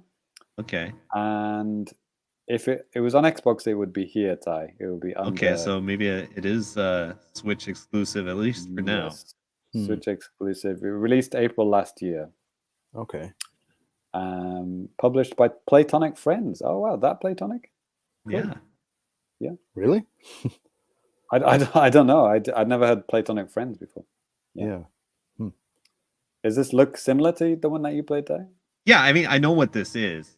No, like, is it a sequel? Is it like, what is it? Yeah, it's sort of like a sequel / spin-off kind of game. All right. Well, it's only $4 right now, so matches the previous It's low. neon colors instead of brown and red. Nice. I remember, I think it was Guillaume on RFN talking about Pinball FX, the Williams Pinball Collection. There's a pack here which is on sale for $4 right now. Nice. What games are in the pack? I'm really curious, actually. I've never got into pinball games. I played a fair amount of Pinball FX. I just like Kirby's Pinball. But okay. Well, there's so many other versions as well, isn't it? Yeah. What's in this one? Bally? Bally is a company. Bally? Bally? Yeah, Bally. It was a company that merged with Midway. Okay. It doesn't actually say which ones are in here, but there's so many ones down here as well. Like, oh my god, the one in the middle there, with the Dracula. The Dracula one, this one? Yo. Williams Pinball Volume 2. Yo, that is like the sickest pinball machine. Let me tell you. It's like, I forget what it's called. It's like fucking Monster Mash or something thematically very similar. It's so good. Do you have to buy the app first and then you buy these things to add into it? Yeah, it's like the app is free, but the packs cost money. Gotcha. If they're generous, there might be like a free table. That's kind of also how the Pinball FX ones work. I see. All right then. Well, they have a Pinball Collection Season 1 bundle, $32. Holy shit. Anyway, let's go Monster Bash. That's what it's called. Monster Bash. Yo, and it has like the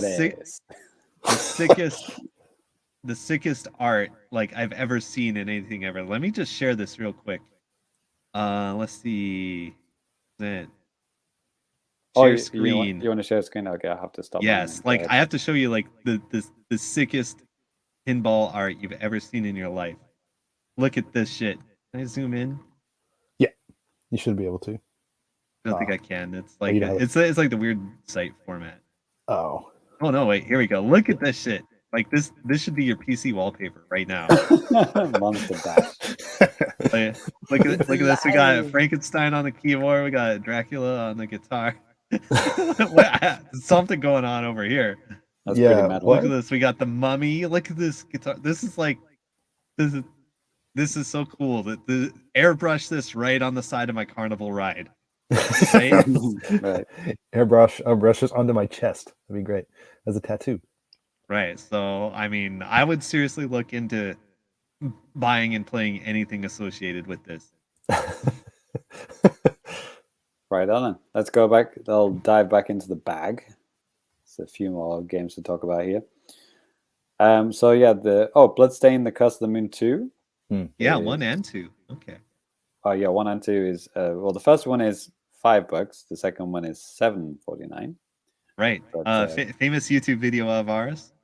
Yeah. Oh yeah, the first one. Yeah. Bloodstained: Curse of the Moon. Yeah, I played the first one until I got all the achievements. It's actually really good. If you like Castlevania 1, it's your jam. Hotline Miami Collection. We might have talked about that before. That's I recently bought that and Horizon Chase Turbo on Xbox. Oh, cool. Oh, Horizon Chase Turbo. Yeah, that's $4 right now. Wow, that's a good deal. Is a steal. 80% off. Holy shit. Castlevania Collection is $4. That's a good deal, isn't it? Also a steal, yeah.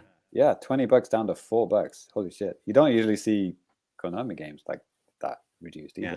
Well, I mean, their collections have gone on sale a lot. Yeah. But I think, it matches previous low. Yeah, that's good. It's a good deal. Captain Toad Treasure Tracker special episode. Okay, Danny, do you remember what this is? Yeah, I remember making a video about this. I don't remember what it is. I didn't know there was paid DLC. Yeah. It was pretty $4.19. It was cheap. $4.19. But what the hell is it? Because I played it when it was on Nintendo Game Pass, and I completed. You can look at the description. It literally just said it, and you just close it. Oh, sorry. Oh, this one. Okay.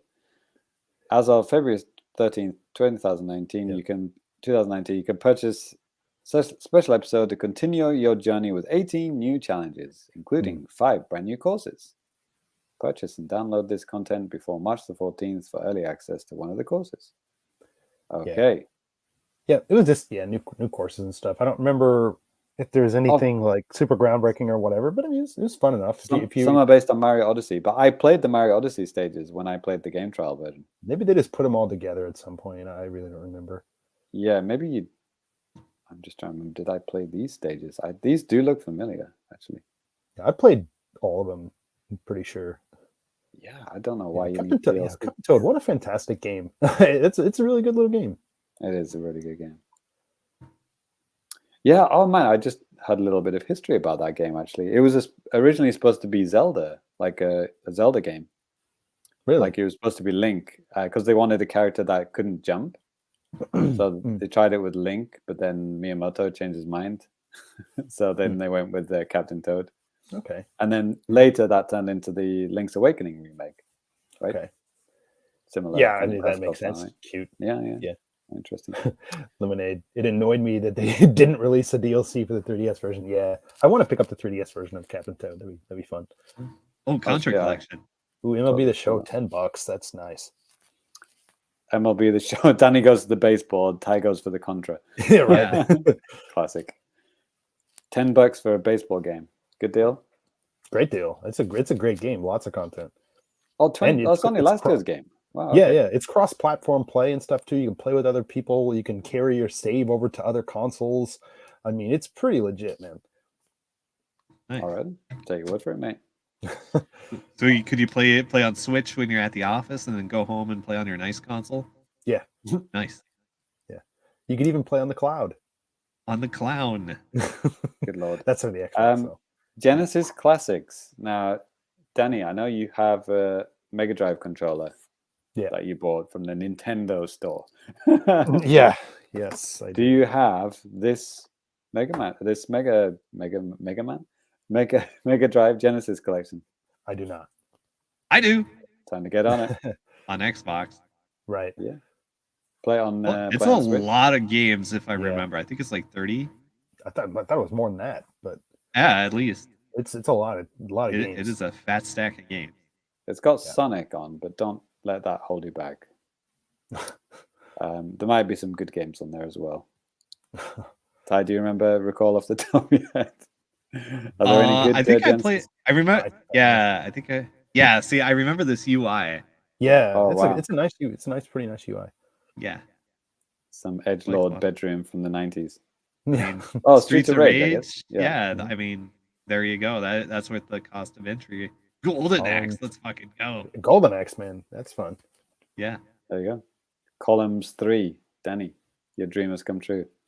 Yes. You play it with your authentic controller as well. I could.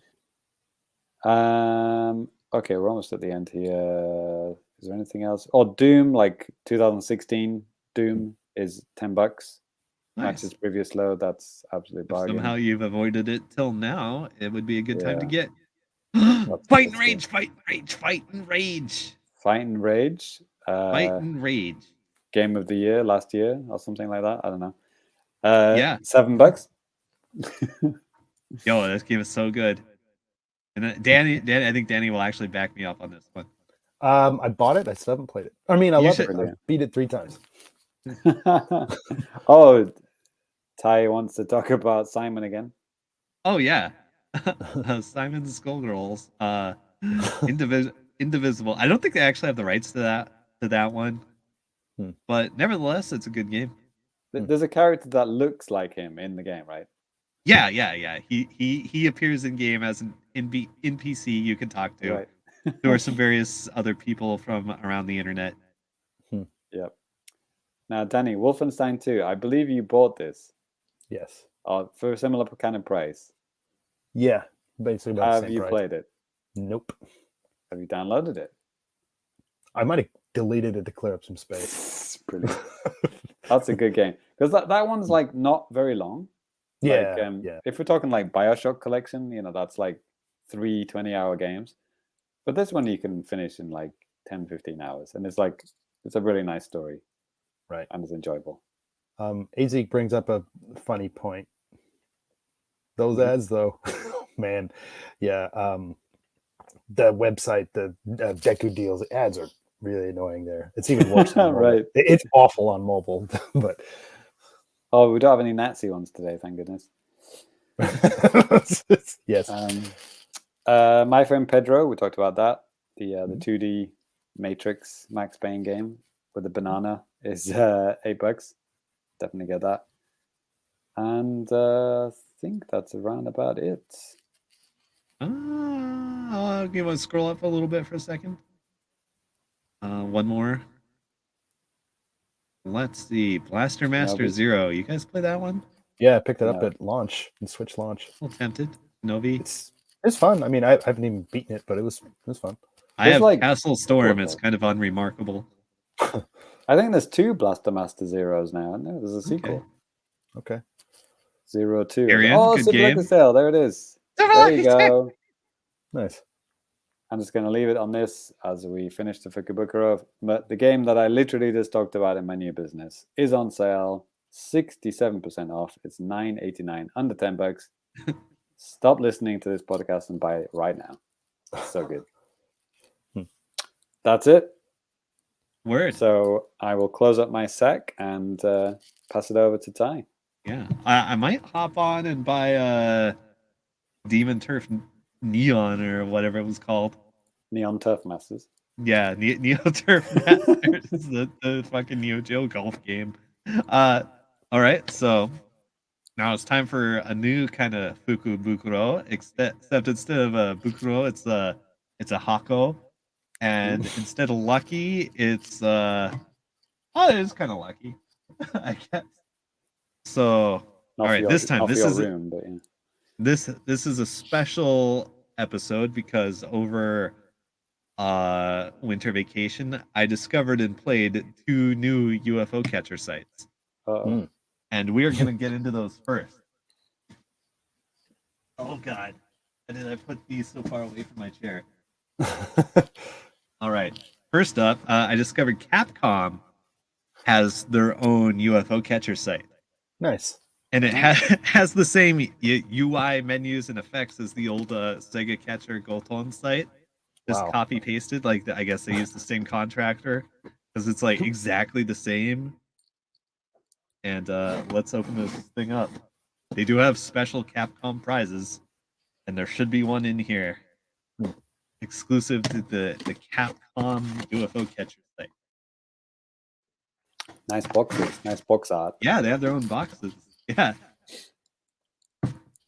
All right. The literal definition of box art. Let's see. It came with a little ad, shipping invoice. All right, I have a single plush character. Let's open it up. It is a bean-shaped Morrigan from Darkstalkers. I love it. Bean-shaped. So they have a whole line of like every character that's ever been the slightest bit popular as a little bean plushie, this little hamster-shaped thing. They might rename it Capcom Bean Fit because you can put them in your pocket. It's like the Pokemon Fit. Yeah. So there you go. It's bean-shaped Darkstalker. Let's go. It's weird. Where have you been all my life? Yeah. Exactly. More bean games. Okay, so let's open up the next box. What a has-been. The next one is Molly Online. That's an odd name. It is an odd name. I discovered it while I was looking up a VTuber, the one with the figure with the huge boobs. Okay. And I looked at her channel, and there was videos of her trying to win her own figure off of this site. So I went on over and checked it out. And let's see what I got.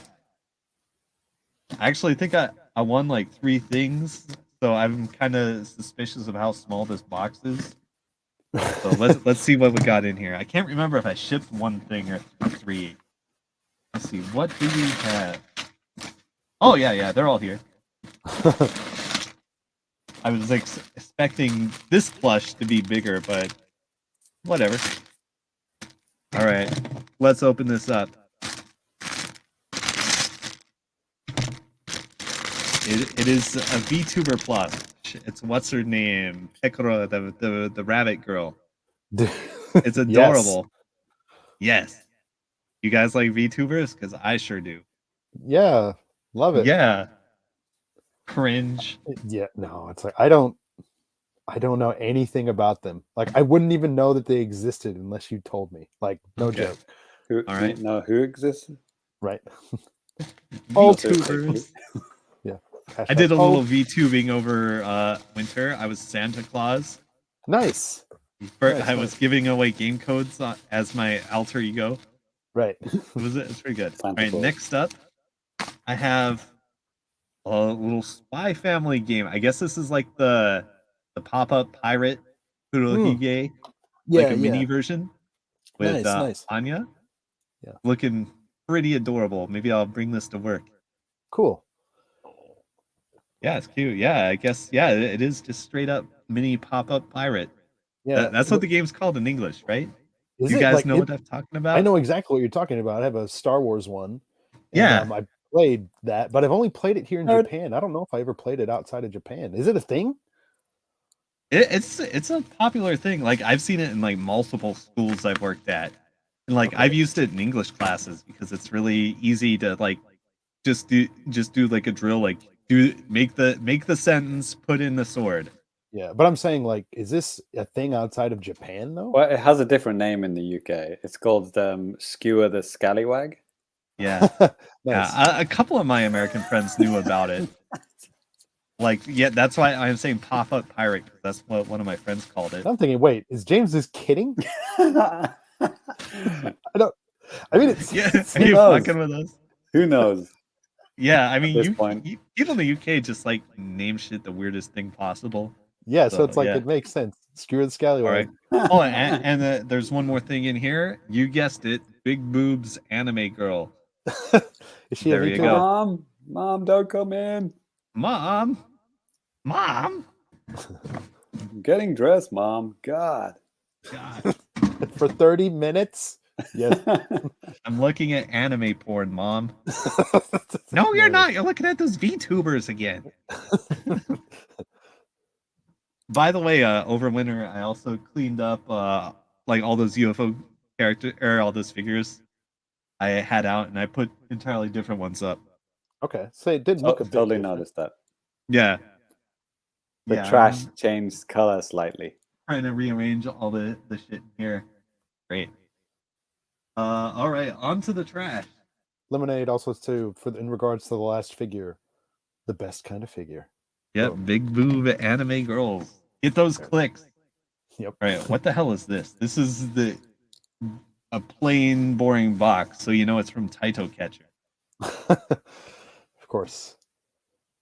Right? Yeah. Yeah. Knocking shit over. Okay. Yeah. Wouldn't be. That reminds me, I have to take out the recyclables tonight. They wouldn't be trash if it weren't some literal trash falling on the ground somewhere. Yeah. All right. I have no idea what to expect out of this box. What the fuck? What the fuck?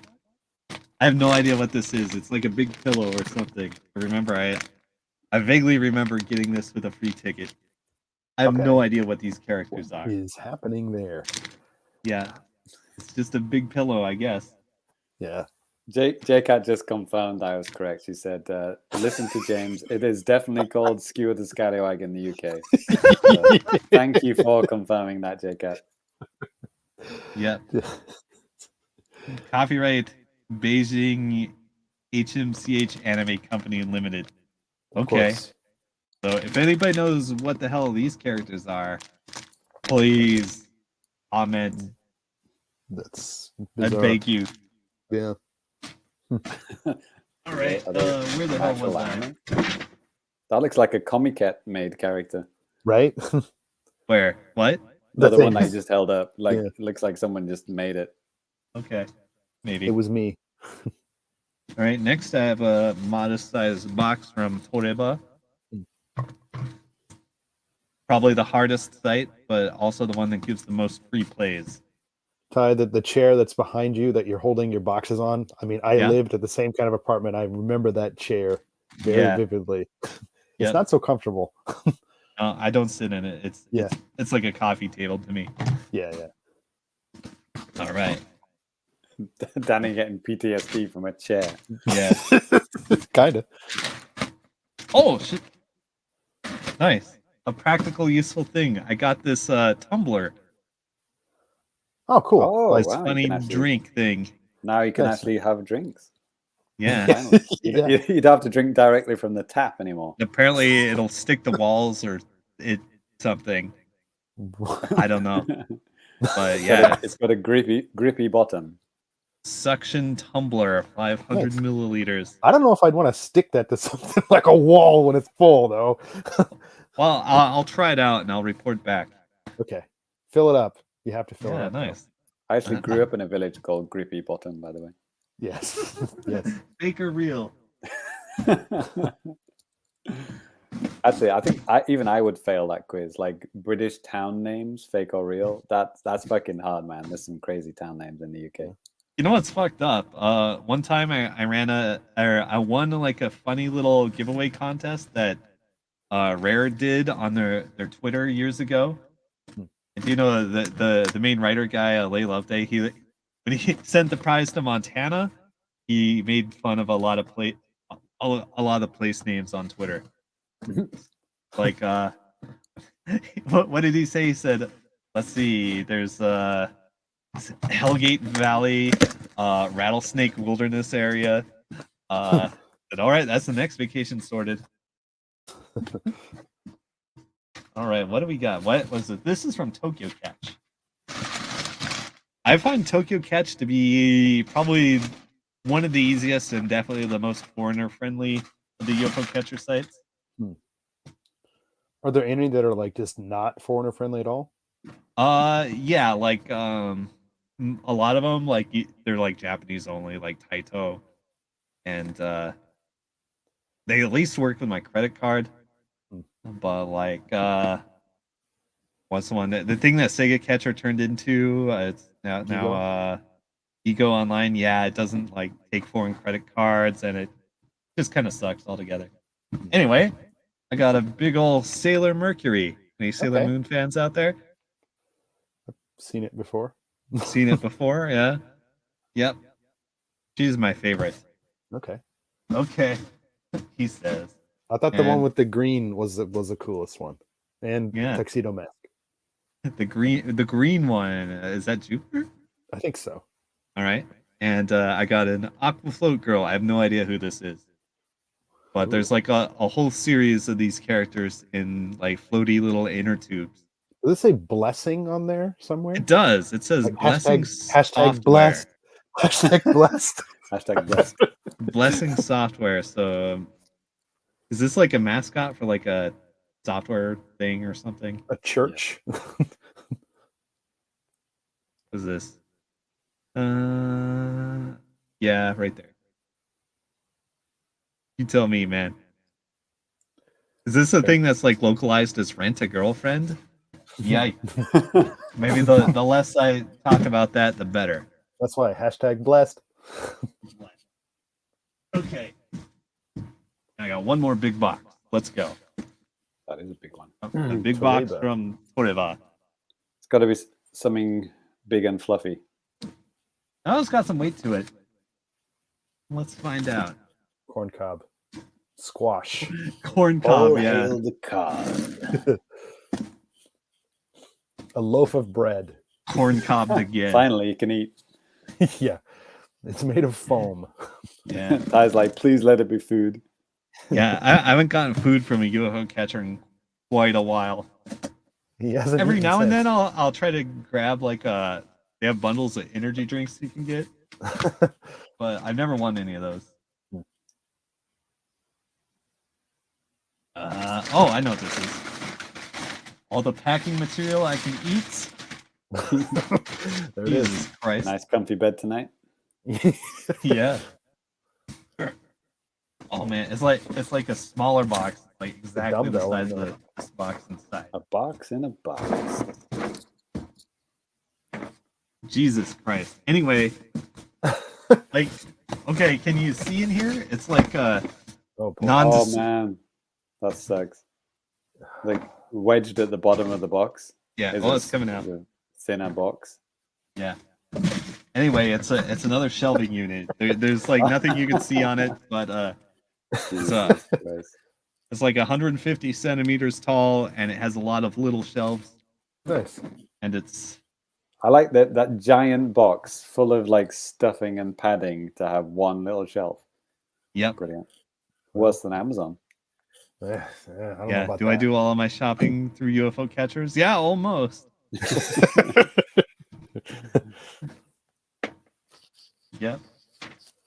mean, I really like getting practical things like shelving units and the tumbler. Food. Yeah, food. Yeah, yeah. Have you got a chair from a UFO catcher? I don't think I've ever seen a chair. Wait, I think I saw a kid-sized chair once, like a froggy chair. Froggy chair, there it is. I wanted the froggy chair, but I didn't get it. Yeah. Hey, John Cario said exactly what you just said. I like to think Ty does all of his shopping through UFO catchers at this point. You basically said that you did. So yeah, I think I saw his comment. Yeah. Oh, okay. That's fine. There it is. Yep. There it is. There's some other things I won recently that I guess aren't here yet, and I'm kind of disappointed because I need more big boob anime girls to show off on the stream. Of course. But nevertheless, I got this nice tumbler. Yeah. Right, Danny. All right, so that's the UFO catchers. Oh yeah, stay tuned for more Capcom stuff for sure. Okay. Cool. Like both Capcom and Molly Online give me free on daily plays, so yeah, we're gonna get some more stuff. Cool. All right. Hit the music. Yes. Do it. Here we go. Tonight on the Famicast, it's the Fammies, the Famicast Games of the Year 2022. Brought to you in part by Nishin Noodles and Japanese rapper extraordinaire S-Tone. Please take your seats and enjoy the show.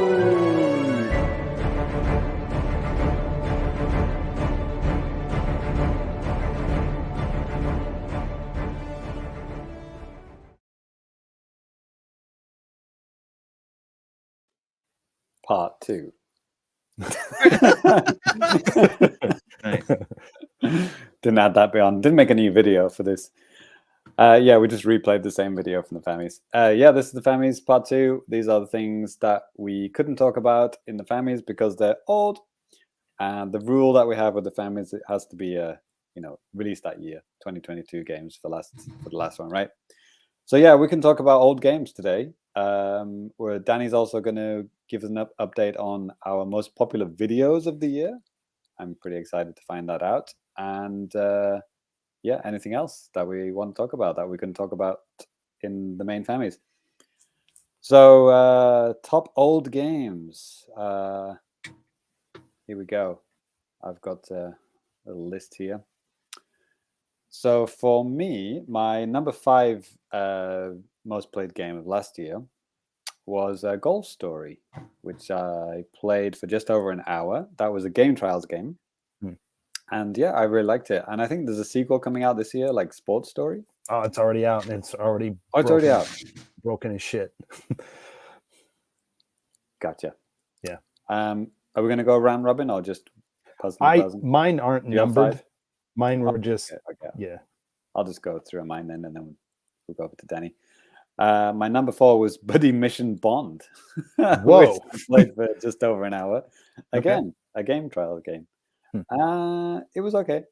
I mean, it's not my kind of game. It's a visual novel. Yeah, it's got nice voices and nice visual style. But yeah. Number 3 was Bloodstained. Yet another game trials game. I think you can see the pattern here. Which one? The main release? Yeah, the main one. Yeah, I got to I beat the first boss, the lady, I don't know, with the big boobs on a pirate ship. Yeah. I hit her with a big sword until she died. Cool. That was fun. Yeah, I really liked it. I could see the appeal. Like the weapons and finding stuff and the magic and everything. It was really fun. A good game. Really liked it. Number 2 is Ring Fit Adventure, which I played for 10 or more hours. So I actually do Ring Fit Adventure in collaboration with actual other exercises and like weight training and stuff like that. So I'm not exclusively doing Ring Fit Adventure, or this would be a lot higher. But yeah, I talked about it as my new business last year, and yeah, it's a really good game, fun game, and makes exercise fun. And my number 1 most played game, old game of last year It would have been in my top 5, but it was old, so it wasn't allowed. It was The Witcher 3, which I played for 15 hours. I really, really got into it. Really liked it. The story is fantastic. Action's good. World map is great. The horse is good. It's got a good horse. Good horse. I don't know why I fell off it. I think I did find that the missions were getting not repetitive, but a little bit samey, a little bit predictable, and I just kind of fell off it. It was basically like hunting the thing, finding the thing and giving it to a guy, and then just rinse and repeat. Sounds like a Western role-playing game. If you're into, you're into. Yeah. So that first 15 hours really sick me in, with the story and the atmosphere and everything. I was really, really impressed. But then it kind of okay, it's just this again, and more of this and more of this. And I didn't watch the TV show or anything like that. I'm not super into The Witcher. So I fell off it. And then updates on games which talked about in the past. So little bit of an update.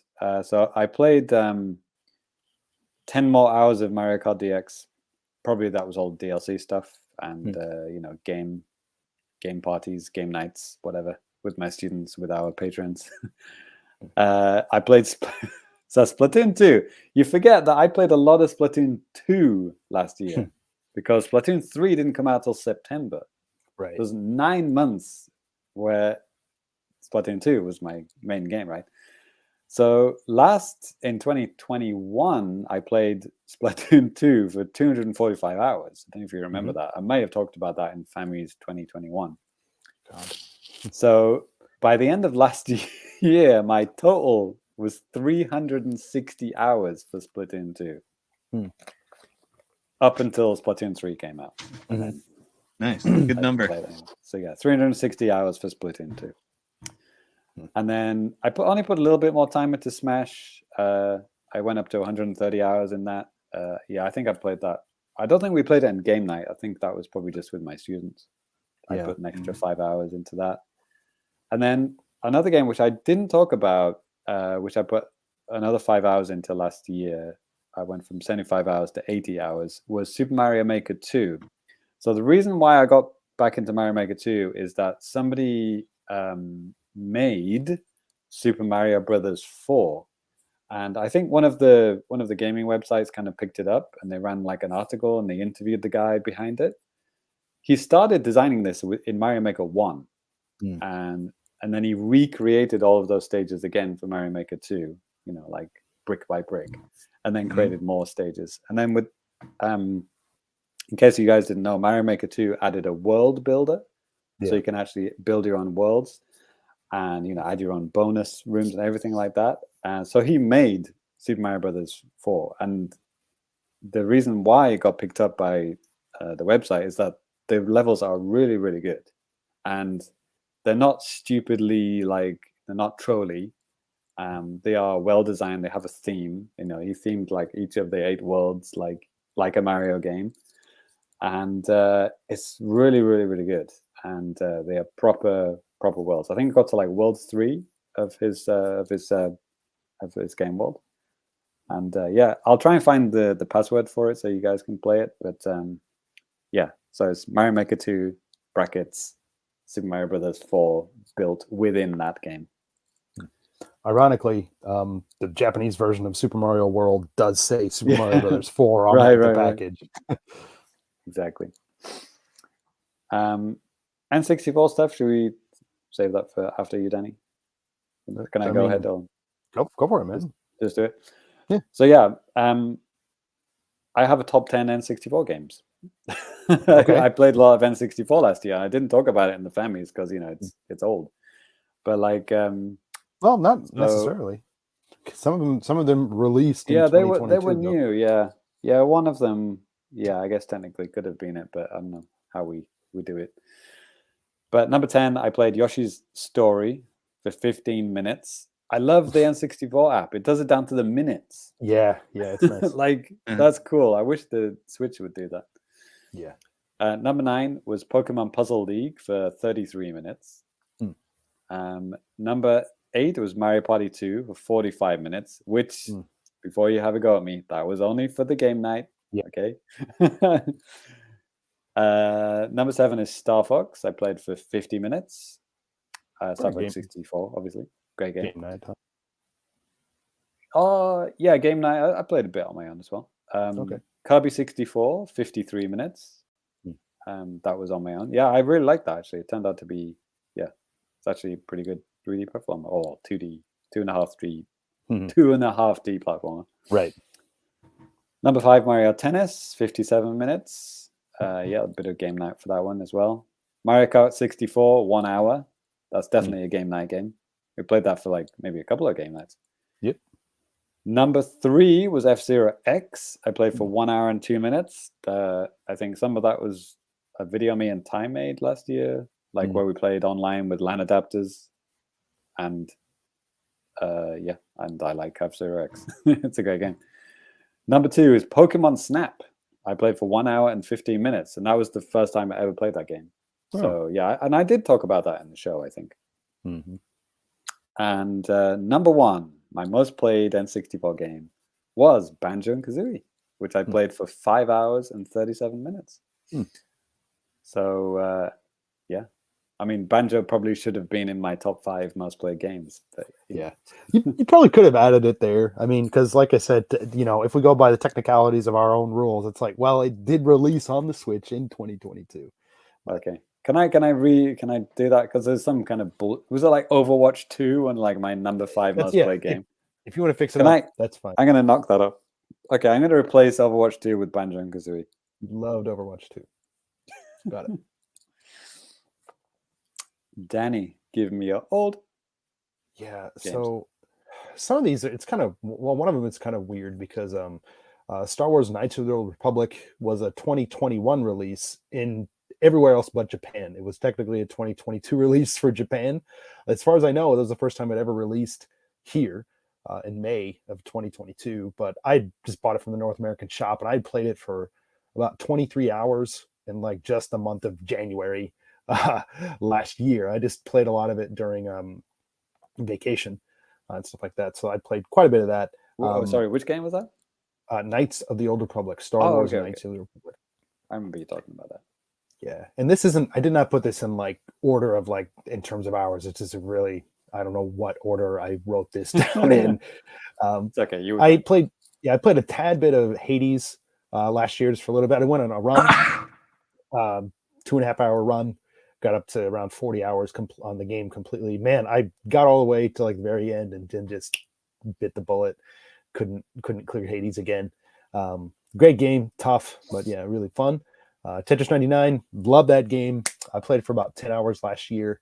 Another game that I hopped in. What's your total now for Tetris? What's that?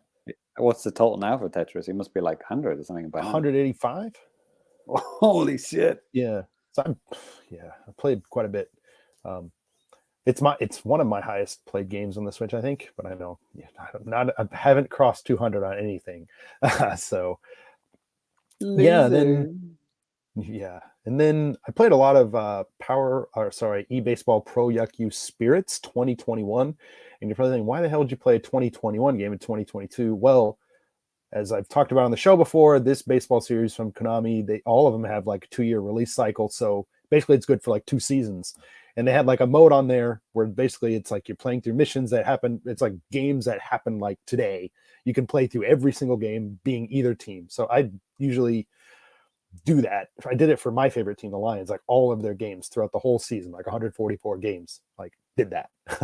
So Jesus, it's just short, very short missions, like 5 minutes, something like that. So yeah, but it adds up, and then like James too, I did play quite a bit of the N64 online stuff this past year as well. I played, Wave Race, Dr. Mario, Pilot Wings, and Banjo, which really kind of put it over the top for me. I went from 5 hours from the previous year to as of right now, like today, it's up to about 40 some hours for Banjo for everything in the N64. Okay. Banjo is about 14 or 15. Wow, good job. Yeah, that was just this last year, right? Yeah, just within the past like couple of weeks. So yeah, that's like the old stuff that I've been playing. Ty, how about you, man? Oh man, okay. So I don't have exact data on a lot of games. It's cool. I know it's different. Yeah. But let's see. So somewhere around number 10, like I have like a bunch of different fighting games. I don't know which ones I've been You? Yeah, I just kind of go back to different fighting games, play them with my friends, whatever. Sure. Dragon Ball Fighters, Melty Blood, King of Fighters, Tekken. Like I don't know what the numbers are, but they're all just kind of mixed up in there. But some stuff old games I did play more of this year. Quake Champions. I think I probably put in a couple dozen hours this year. Good game. Yeah. It got ported to Windows Store. So if you have Game Pass, you might actually own it and like all the characters by chance. and it actually pulled all my data from Steam.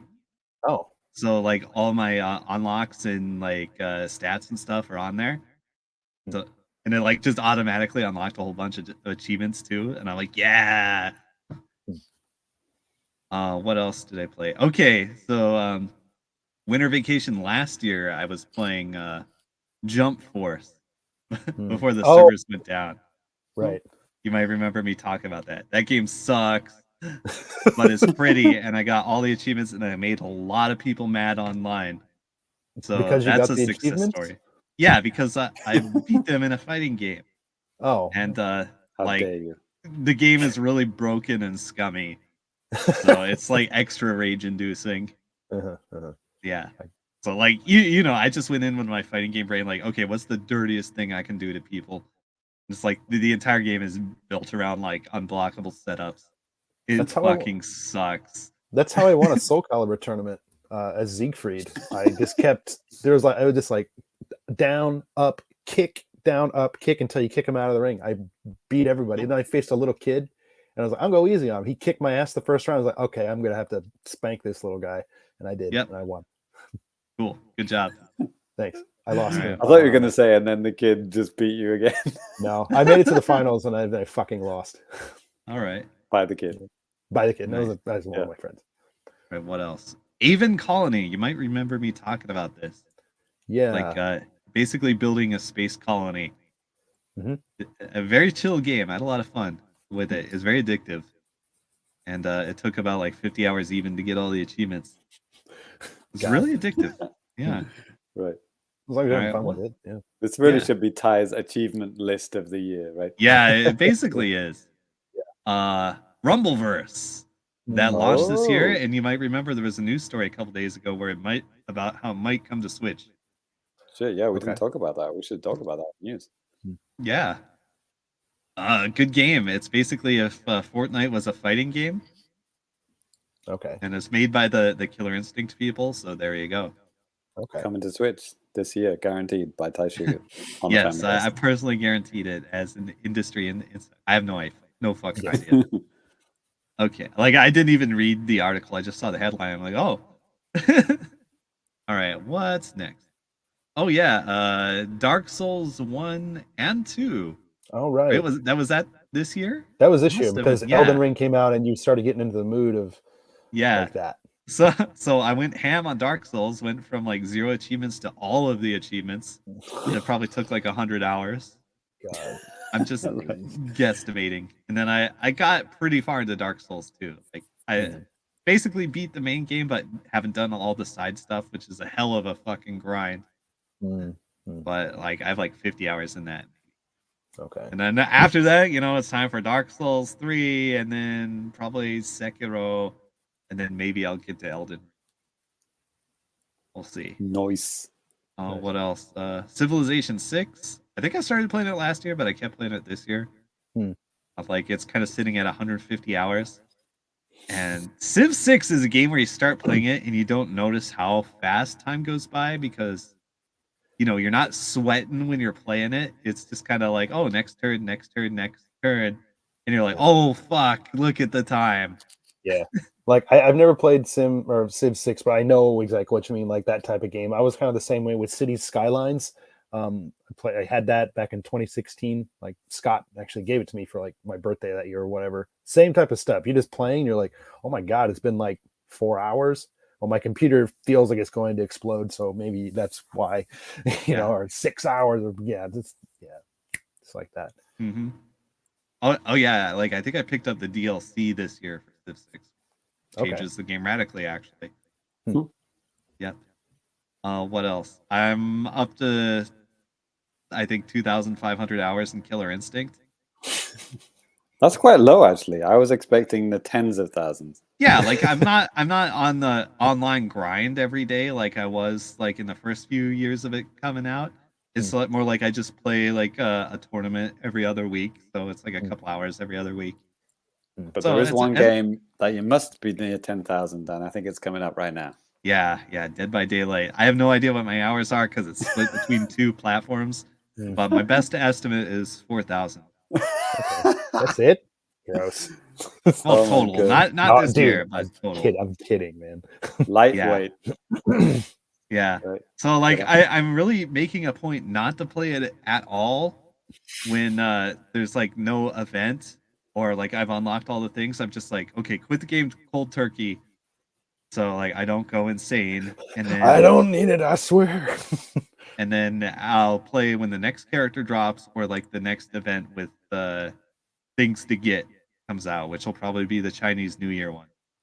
Okay. They do a Chinese New Year event with a fun little side game and like stuff to unlock. Yeah, it's fun. Right. Like the red envelope. There was a really trolly thing you can do last year, but I'll tell you about it later. Probably when they do it again this year, if it's still the same. Right then. So, Danny, I think we're going to move on to... Oh, yeah, Jinsei in the chat. I've been playing Tag Team DVD with him. Okay. He's my buddy. Famicast Videos of the Year.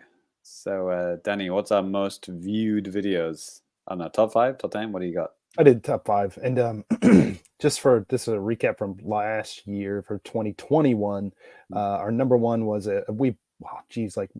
James, you and Matt Walker did the translation and you put together a video, and it's just been up on our channel since like 2017. This is a Miyamoto interview from Japanese TV with Matsumoto. People are still watching that one. It's crazy. Yeah, Downtown Matsumoto. It talks about Pikmin and stuff like that. Last year, it was in 2021, excuse me, that was our most watched video, 27,000 views. Pretty good. This past year, 2022, it was a pretty crazy year. We got the most views ever that we've ever had in like a whole year, 500,000 views. Nice. Which I couldn't believe. Got about 1,000 more subs. That's great. Thank you guys very much. And then the videos. Again, the Miyamoto, this is the top 5 for the number 5 was the Miyamoto interview again. That was gone down 4 places. Miyamoto is no longer popular. Yeah. But it's about the same in terms of like numbers and stuff like that. People just have been watching it. A lot of people from like all over the place. 25,000 for that one. Number 4 was some MLB The Show 2022 direct feed gameplay, 35,000 views. I wonder who put that up there. Nice. Yeah. Our number 3 was Sonic Frontiers TGS 2022 impressions, 47,000 views. 47,000. That was only just a few months ago as well. Yeah. Holy shit. That was pretty nuts. I was just like sitting, I finished up like my script. I put all the video together. I was like, okay, nobody's going to care. It was like the last video I did for TGS. I was like, whatever. And then in like the course of like hours, I saw like, when you put up a YouTube video, it can be kind of like addicting just to watch what's happening. And most of the time it's like you upload something, you watch it like, okay, I'm going to bed, or I'm going to get on with my watches, day. Yeah. But then like I just looked, and it was like, okay, 5 views, okay, whatever. And then I looked like, I don't know, an hour later just for the heck of it, and I was like, whoa, like 300. I was like, whoa. And then it just kept just going up. In the course of like 24 hours, it had like 45,000 views. The algorithm. Yeah, I mean, sometimes it really works in your favor. TGS exclusive. Yeah. But yeah, that was number 3. Number 2 was the Whoa. NBA 2K23 review for the Switch. 50,000 views on that. Holy shit, basketballs. Yeah, and then number 1, MLB The Show 2022 review, 51,000. So, man, people love those Switch sports games.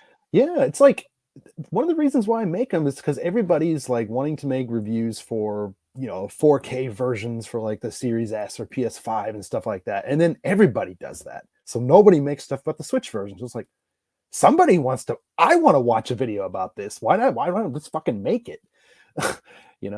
So there it is. And it works.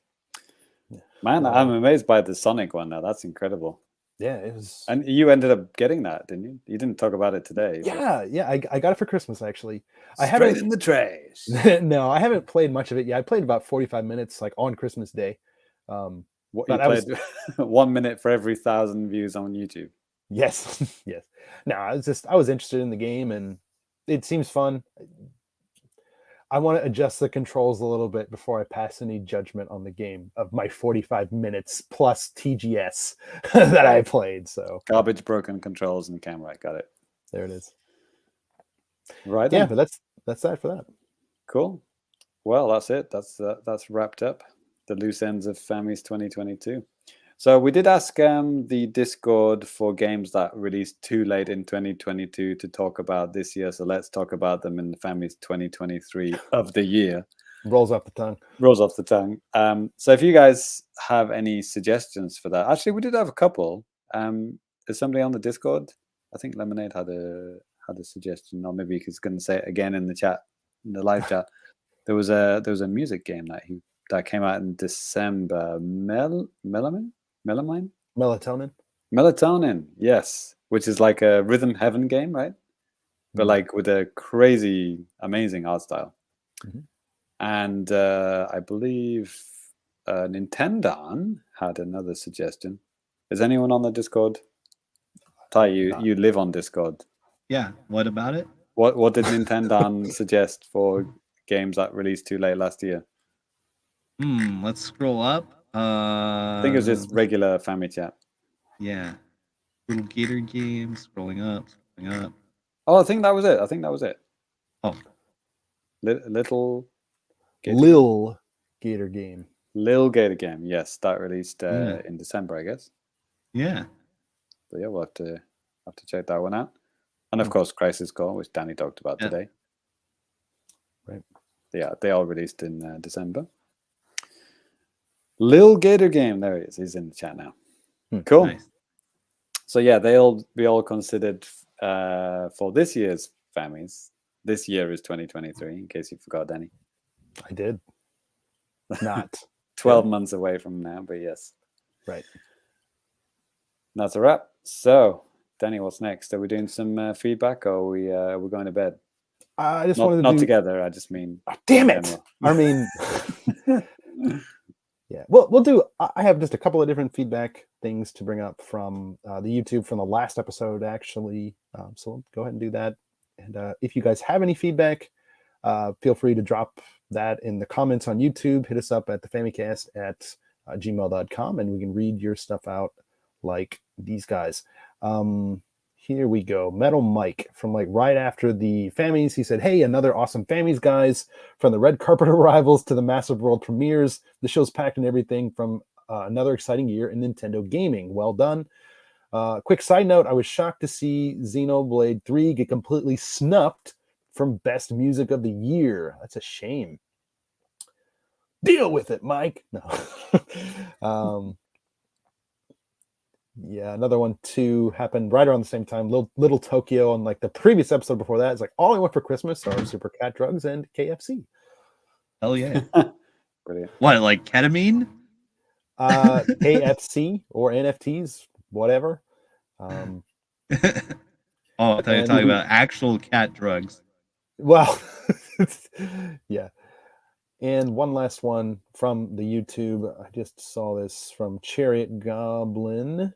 Oh, yeah. Actually, Gene64 commented on the Crisis Core Final Fantasy VII Reunion review. He said, Gongaga on the go, 10 out of 10. Just the way he wrote it was perfect.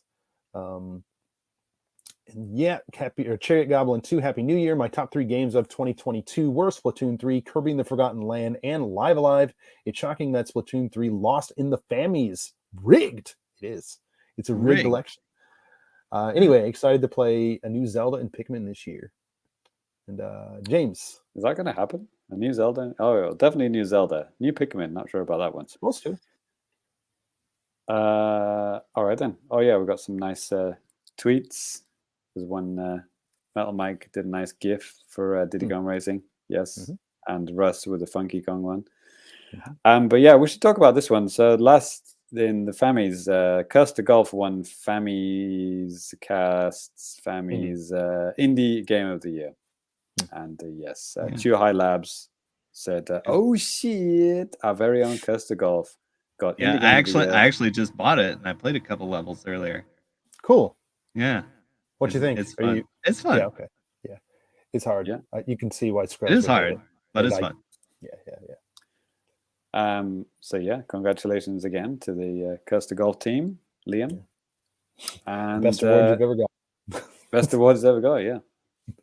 Oh yeah, and Genki did a nice kind of 2022 highlights. He said his highlights of last year was attending TGS for the first time, starting his own YouTube channel, played some games, and special thanks to us. Wishing everyone a great 2023. Yeah, it does. It was awesome. Yeah, awesome meeting Genki at TGS. Yeah. Someone called Flavio Bramford, I think replying to that tweet actually, said, "Thank you so much for the Japanese gaming news." Well, of course, he could be talking to us as well, right? The JAPANews. Yep, big hug from Brazil. I think that's aimed at me, right? Yes, that's aimed at James. Yes, specifically at me. I think we had another one as well. Somebody asked a question on Twitter, actually. Where is it? So, oh yeah, James Allen, let the trolling commence. Oh, that's for this episode, yes. Right. Well, actually, he wasn't trolling us. Yeah, not really. What happened to the trolling, dude? Looking forward to it. Danny, are you going to buy some and review it? Lemonade asking. Is that the chocolate? Maybe. It's like I went to the shop the other day just to see if I could find any, but then I haven't been out of my house for like the past 2 days because I'm on vacation. I don't want to leave. Okay. Got a question from MigXXX808. Great name. He says, the Famicast, do a video. What? Do a video is on his Game on World Series banned in Japan. I believe is how he phrased it. Is it? No. What? It's not. It might like not be rated, but like you can. I'm going on Amazon right now, and it's gonna have. No, it's on Xbox, the Xbox store. Like I saw it on my Xbox. It's banned from PlayStation. LMAO. Yeah. Yeah. So no, let's see. Gears of War 3 like came out in Japan. Yeah, they all came out. Yeah, they all came out. They're rated 0Z. Yep. Get it right, mate. Get it right. So yeah, that's the end of feedback. Wow, long episode. Yep. Yeah, almost 2.5 hours again. Yeah, that's gonna do it for the show. Before we head out, we're gonna go ahead and give you guys our Twitter handles, per usual, or whatever it becomes. Right. Yes. Yeah. You'll find us. I am on Mastodon. I haven't started posting yet. Yeah, I have things, but I'll be the same anywhere. I'm Danny Biv, DANNYBIV. James, where can people find you? What's your handle? Yes, I will be at Family Complicated on Hive and on Twitter and all that, Mastodon, whatever. I'm gonna keep with that same name. Yep. Until Elon flushes it all down the pan. I'll be there. See, Mastodon is great because there's so many different domains you can join. Like you could be like username at like gayterrorist.lol. Which is what you are, right? I'm on FGC Network, fighting game community focused branch of Mastodon. Why? I've never pictured you one of those type of fight game guy. Yeah. And also Scrum Quotes is cross posting on Mastodon. Oh, cool. Yeah. So I'm Super Cat Drugs on Twitter for as long as that lasts. Cat Drugs at FGC Network on Mastodon. Do not contact me on any other network. Unless you want to. No, this. Yeah. I will find you. Cool. Also, just to address a comment at the beginning of the show, I think Balls commented on my hoodie. He said, "Hey, nice hoodie. This nice N64 hoodie with some really bright red arms. It's kind of weird. This is nice. I think it's kind of weird looking, but I like it. Yeah, it looks like you're working at GameStop in the 1990s. I was not. Me too. Next time we hang out, I'll wear my Rare hoodie. Nice. Be a good set. One of my buddies gave me a white one of these as well, like a white Nintendo 64 hoodie, but I'm horrified to wear it because I'm just like, okay, I'm gonna like sneeze, and you know what I mean? Like that will show every molecule of crime. Yeah. So. You should have that and then go to an Italian restaurant and eat tomato sauce spaghetti. Oh man, yeah. I just had spaghetti tonight. Would have been perfect. Oh man, what a wasted opportunity. Yeah, exactly. To look like an ass. Yeah, well, that's just not very hard for me. All right then. All right. Well, all of this and more. Wait, what? No. Yes, that is gonna do it for the show. Stalling here for a second to get this up. Yes, boom. That was Famicast 237. Yes. Presented by Tokyo Beat Network. Right. Yeah. No, we are a part of Tokyo Beat Network. That's a thing. You'll probably hear that at least once or twice per episode. Yes, but that's it. All right, guys. Well, hopefully 2023 is getting off to a good start for you. Who knows? Where nothing could possibly go wrong. Right? 20 through. Let's try and get through 2020 through, right? Let's just try to get through the podcast and maybe even the evening too. All right. Well, that's gonna do it. Oh, shit. Here we go again. Thank you guys so much. We will catch you next time. Peace. Peace.